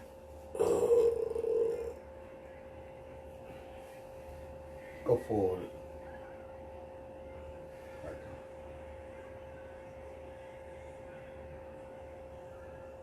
No, the music I'm tell you. It's a dude here from East St. Louis. He's always wearing the crown. That's Mooka brother. I don't know what Mooka is. Pac on them. You know who Mooka is. That's Paco people, but that's Lorraine. Okay. But I'll give you something about the money, but here's this dude finna show up. I wanna know if you know who he is. Cause you talking about what they do with the money. Here they are. That's Mooka. She was a grade under us, but that's Pac on them people. I don't know her. Yeah. So that's her little brother. So Stein, so your perspective is going towards more of like they still trying to be authentic. That's Lorraine right there. They're still trying to be more authentic and just instead of just taking the money and investing themselves to a better life, they're like, well, fuck it, we got the money, let's continue staying in the hood. Whereas Gunner's more of like they're young. Know who that is. You talk. Yeah, that's what I'm saying. So Gunner, so your perspective is more of like they're young, so they don't know any better. And once they get their money, it's like they're just gonna blow up and throw it away and just be like, I'm gonna live a fast life instead of just that. Instead of that long money, they doing like that short money. Like here, bam, I'm gonna live my life, YOLO, fuck it. Yeah, and that's it. Because even older rappers did that shit too. They get their money, and it's like a status. You can't be this rapper, big time rapper, if you ain't got this, that, nut. This. Yeah, I don't know who that is. He looked familiar. That's the only thing. Like I don't know if he's an athlete or if he's a rapper, but I know the watch he got on his right hand is iced the fuck out. And he in the VIP. It's him. This is Miami. But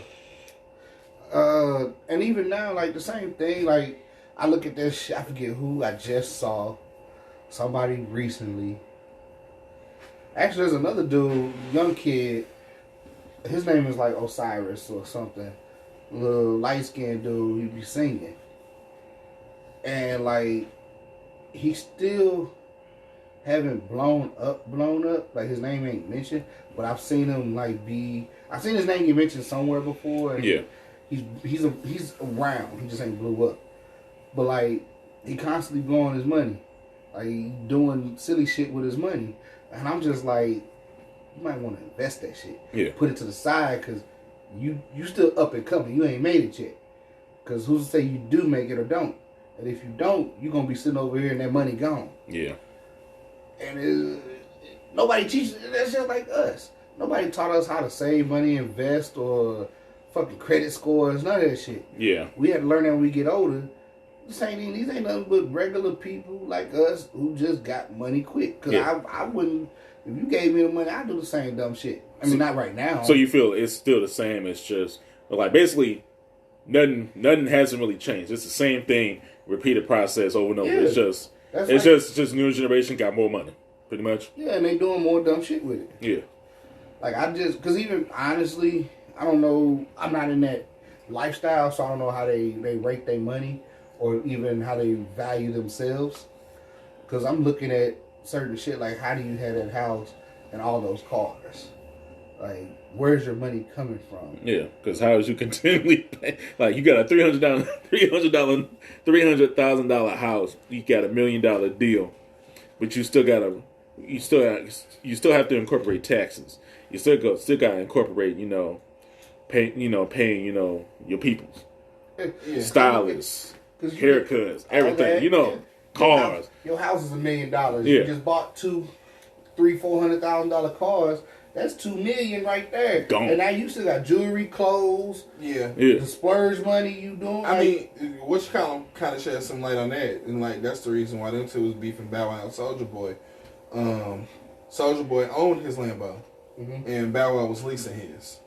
Like that's a big thing that rappers do. Go lease some cars, get long term leases. Like you go to like some of these high end car places, you can lease it for a month, 2 months, 3 months, whatever. And that's cheaper than you forking over $400,000 or $500,000, $600,000 for this Lambo. Like, no, I just Rent it. pay $30,000. Pay $30,000. Rent it for like a month. Yeah. I just had this conversation with y'all, somebody at work. We was talking about a rapper or whoever, and he was saying all the jewelry he bought was fake.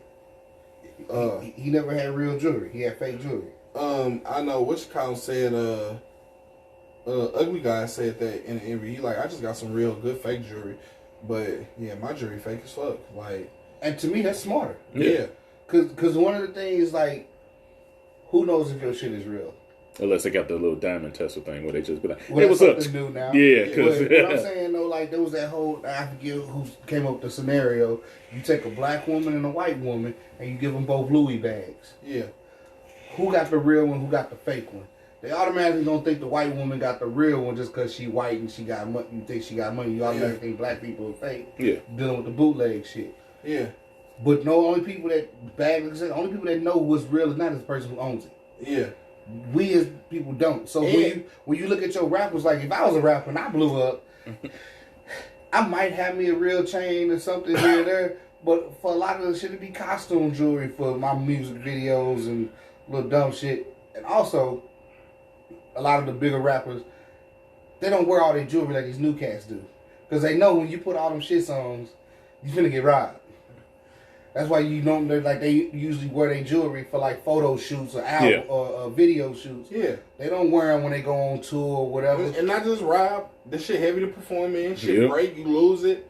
Like that's a common ass thing. Like all these young rappers and shit. Like I was watching like On the Rocks is a little show where rappers get a chance to like showcase their jewelry. They had like everybody on there, and one of the rappers was on there. He's like, I done bought the same chain over like 5 times.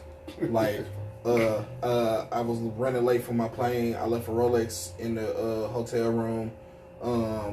I left some iced out goggles on the airplane one time. Like just crazy shit. Like and these shits is like, 30,000 and 30, up. 40, 50, $60,000 items, and y'all just losing them. That's what I was thinking about. Spending money and shit. Where's it coming from?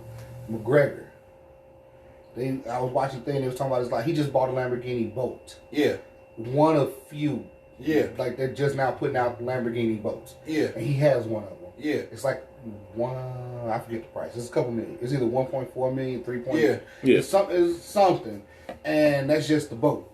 Yeah. Let alone his car collection. Yeah. His watch collection. Yeah. Yeah. One of his watches is $1 million. And he got numerous Rolexes. Yeah. Like, how? He got a whiskey brand. That's quite lucrative. Is that new? Nah, he had it for some years. You talking about See, McGregor? And then plus he I got didn't know about the paid. whiskey thing. Yeah. Because they showed his house here. And they showed his house in Ireland. Yeah. And like I said, his cars and all this shit. And I'm looking at the line of cars. I know what them bitches cost. Like, how? Like, I mean, to me, like, let's say your fight was 40 million or whatever. I don't know what the fight would be going. 30 million. You just blew. I'm looking at 30 million right now. Yeah. So now what? You got to get the next fight, huh? But then your next fight, he also got his clothing line too. Conor McGregor, and this was on April 23rd, 2021. Conor McGregor just got even richer. The UFC star and his business partner sold their majority stake in proper number 12 Irish whiskey to Proximo Spirits in a deal that is worth up to $600 million. That's a big fucking payday. Oh, so he good. Yeah. He said. Okay, so that. Yeah, So so there you go. that answers the question on Because I was him. gonna say you got to think about it first. You know, he was getting decent money at USC, not a lot, but just enough, like a couple of few million. Then when he did the infamous fight with your boy Mayweather, Because he got a bunch of fucking money. When he get I don't know, he at least got $30-40 million for that fight. One fight, one night. Yeah. And that's what I'm saying. Like, even if I got $30 million off of one fight, and I turn around and bought the shit that he got, you probably be I'd be broke. Yeah. As far as like jewelry go, and this is like why I don't wear. I've seen this firsthand on a much smaller scale, but anytime that I've had jewelry, maybe like a couple of times, I had some rings that was like iced out, and when I went and sold them, they weren't worth shit. Mm-hmm. It's just you get scrap prices. Yeah, $250 in the jawbreaker. Yeah, nobody wants to, pay what I paid for them and shit. But the diamonds, they don't have real value. Raw, uncut gems have value in like industry and shit. Mm-hmm. Using the tip drills and shit for like high heat, high pressure, like boring and shit like that. Yeah, because it's so hard. Yeah, oh yeah, shout out to that movie Uncut Gems about Adam Sandler with that precious African was it jewel that he had? I forgot the name what it was, but but it's got a lot of uses in industry and shit. But as far as like jewelry, the only time a diamond is worth something is when a motherfucker's selling it to you. So when you see rappers, and it's a difference between factory set and aftermarket. You can buy a Rolex Datejust, and you can get Rolex to put in Rolex diamonds. That watch retains its value. You can get, as long as Rolex do it, you can do whatever you want to do to the watch that Rolex will do if you got the money for it. That watch will retain its value. But you see them go to Icebox, Johnny Dang, back in the late 90s, late 90s, early 2000s, it was Jacob the Jeweler. Yep. He's still around. That's kind of $1 million watches, Jacob. Yeah, like you did all that. You take your watch, you spend $50,000 on it, and then a jeweler goes in, drill a bunch of holes all over the band, all through the bezel and all that shit. Put these diamonds in here, and now that $50,000 watch that would have went up in value each year because it's hard to get them. Now it's only worth $10,000. Somebody might give you $10,000 for that watch, maybe less than that. Like, you depreciate the fuck out of it anytime you do aftermarket, and it's such a big thing for these motherfuckers to, no, I gotta ice it out. Whoa. Look at rappers who rich and look at the kind of jewelry that they wear. Look at Hov. Hov got a ridiculous collection of fucking watches, a bunch of them one-of-ones. I think it's maybe one or two in there, Richard Mills, that are, they come from the factory with like blue sapphires and shit like that. It was commissioned by Jay-Z. He paid for Richard Mille to make this watch for him. But all his other shit, all factory. When you see him wearing jewelry and shit like that, other than like a couple of the iced out Rockefeller pieces and shit, grown man Jay-Z, the last jewelry that I've seen him in, like chain or something like that 5% of necklace that he had, and that was from Carmelo Anthony. But what necklace? 5%er. Necklace of the guys on the earth. That was from Carmelo Anthony. He stole it from Carmelo. Air quotes. And before that was his, what did he have? The 5 kilo Cuban? Yeah. Big ass Cuban. That Cuban was solid gold. So the price of gold went up since he bought that. Yeah. So if he ever decides to sell that, even if you just selling it for just your scrap price, somebody gonna smelt this shit down and use it to make whatever else. The value of that, because it's only gold, ain't no diamonds in there, it's just gold, the value of that go up. When you gotta let's say you buy A good example of that is the fucking Rainbow Daytona. Daytona Rolex. Rainbow, it's got different color stones in the bezel. A used one, I think, is going for 50 grand. If you got a brand new one in the box, they can be sold as high as anywhere from $300,000 to $500,000. And the watch was probably less than $100,000 when it was being sold. Yeah. And that's how much it didn't appreciate it. All factory. You didn't have to go nobody to ice it out or do no goofy shit like that. You just bought it like that. In response to rappers wanting to go out and ice out all their watches and shit like that, Audemars Piguet, AP. There are a lot of name that people rap about and shit. And, I got the AP on my wrist and all that shit. They have for their Royal Oak, which is like their most popular style of watch. Yeah. They do something now called frosted gold. So you take the watch, all in gold, white gold or rose gold, whatever, and they have a little tool and a little mini hammer, and they get under the microscope and they etch it out in a pattern. It's almost like if you from the grill days, diamond cuts. Yeah. You didn't really have diamonds in there. It's just the way that the gold was cut, it shine. They do that with their watches. So frosted gold. You got a white gold one. When the light hit it, it's dancing just like you got diamonds in there, but you ain't destroyed the watch at all. It's all still solid gold. When you go sell that motherfucker, the value only going up on that.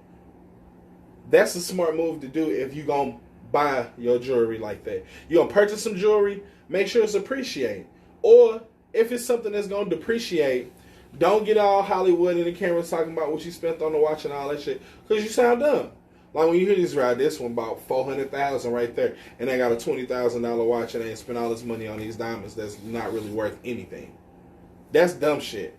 Like, it's the difference between buying your house, right? You get a loan from the bank and you pay the down payment and the closing costs.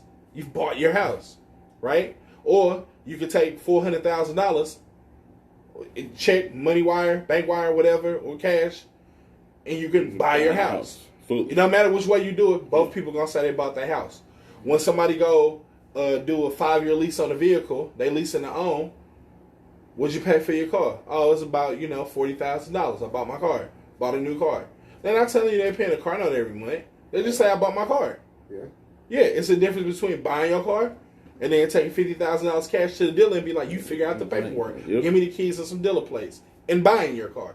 It's a difference. And I think that a lot of people, they like to use the former instead of the latter. I just bought a $3 million house. No, you didn't. You're rent $25,000 a month. Let's call a spade a spade. I mean, and it don't matter. Like, your Jay-Z did the same thing. They bought the fucking big-ass Malibu. Yeah. They bought the big-ass Malibu mansion. Yeah. I think that's the last house they bought in California or something. Big Malibu mansion. $25 million. They paid the down payment on it. And they use their credit and shit to keep up the monthly payments. Right. Credit get higher and shit like that. And you still got your liquid capital to do whatever you want to do with it. And it ain't like Jay-Z and Beyonce ain't got the money. They could buy a neighborhood of Malibu mansions. But why would I tie up my liquid assets like that when I could just finance it?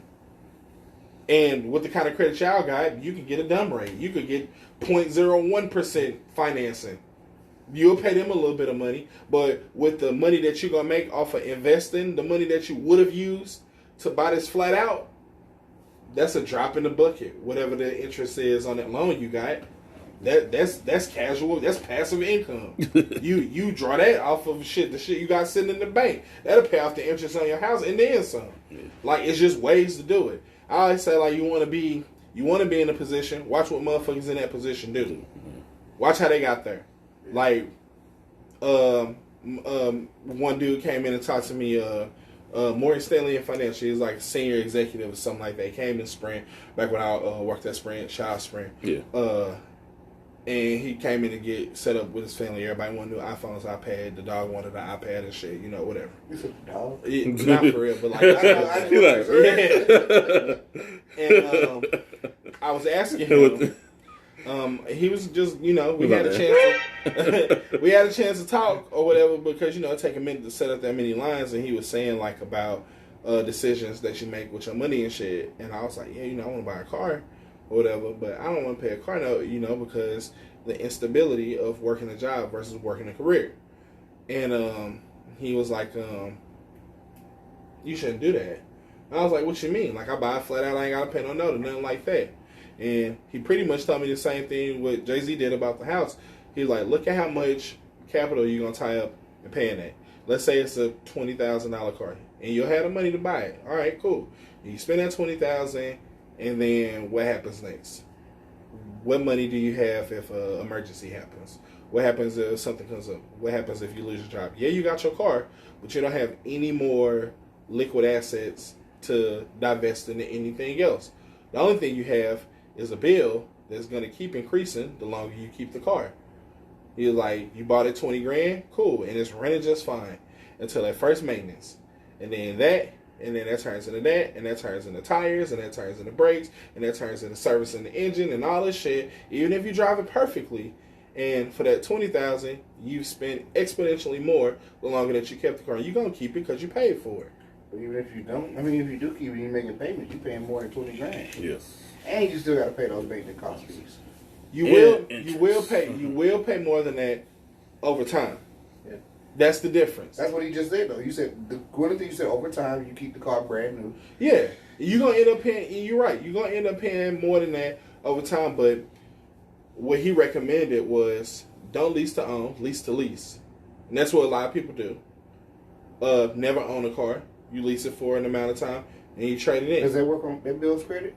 Yeah. I didn't know that. Yeah, when you lease to lease instead of leasing to own, it's like perpetually making good credit payments. Mm-hmm. And let's say you keep the car for 3 years. The amount of money that you're going to pay, even with the financing charge and shit, because usually leasing to lease, those terms are shorter than leasing to own. Yeah, and your monthly payments... like 18 months, 24 Yeah, months. and your payments are cheaper per month because you're not owning the car in the end. So... Only thing, there's plus and negatives to it though. Absolutely. Yeah. But he don't recommends... never own a car. Yeah. He recommends... paying on a car. Like you could go, like I would, depending if you want to own. Like I'll let you release that new 2022 Mercedes AMG. Yeah. You release that for 2 years, and you take it back in. I'm going to follow right behind. I'm going to go buy that one. Yeah. And then probably get it for half the price. Yeah. But at the same time, you, let's say making a payment on a 2022 Mercedes AMG, you turn that bitch in and you just jump right into after 2 years, the 2024 AMG. Yeah. Same payments. You keeping the new car every so many years. Yeah. It's like you essentially got a new car for your rest of your life. Yeah. And I mean, like you said, you're right about it being, pluses, pluses and minuses to both, to any situation that you choose to get in. But from I think leasing, they pay the maintenance fees on those. Yeah. too. Yes. Yeah, So you that always is under better. warranty. Yeah. Yeah. So, but just I know from your mileages are limited. If Yeah. you go over so many miles, so it's not like a car you can just take and drive across the country. Yeah. You could, but you gonna pay for it. Yeah. But just After all, you just, pay for it. Yeah, just from a standpoint where you want to keep your liquid assets as free as possible to cover your incidentals, that's a very viable option. And one of the other things to me too, part of because I know I drop cash on cars, Yeah. but a lot of that is because I got bad credit. Yeah. Yeah. I can't go get that $20,000 car because they're not gonna approve me for the loan. Yeah. So what I gotta go do? Go cash. Yeah. Cash rules everything. Yeah. So I mean, unfortunately, it's certain things. That's one thing I want to say. Like instead of buying in cash, loan it. Yeah, but I've been in a situation like I make really good money, and yet they will not give me a loan for a $30,000 car. Yeah. I make more than 3 times that a year. Yeah. And you won't give me a loan for this car over 5-year payment. Yeah. Like that's some bullshit to me Yeah. because of a credit score. Yeah. But unfortunately, not to interrupt and stuff, we definitely gotta shut it down. We're running out of time on this one. But it was a good conversation that we'll probably, discuss afterwards and stuff. But you know us, we appreciate you for listening. You know us, hit us on all the streaming sites. Shout out to Spotify, Anchor, Stitcher, Pandora, Amazon Music, iHeartRadio. We love y'all pretty much. Our international people, Deezer, we appreciate y'all. Keep up the love and support. Hit us up on our Facebook page if you want to get exclusive add-on hit us up. We'll let you know. We'll add you in. You get exclusive content. The No Host Bar Crew, that's our Facebook page. Also hit us up on our Instagram page at the No Host Bar Crew. Get pictures, funny stuff, exclusive videos and stuff. And also hit us up on our YouTube page, No Host Bar Crew. Like, hit, and subscribe that button. All previous episodes and visuals is going up on there as well. Our merchandise is coming soon, pretty shortly. I know we talked about it, but seriously, it's coming soon. Like, it's seriously coming soon. Like, no bullshit. It's seriously coming soon. So we got some more stuff coming in for y'all. So, but unfortunately, we're going to have to shut this down. But Dr. Stein, if you can, take them out on a big chakra level.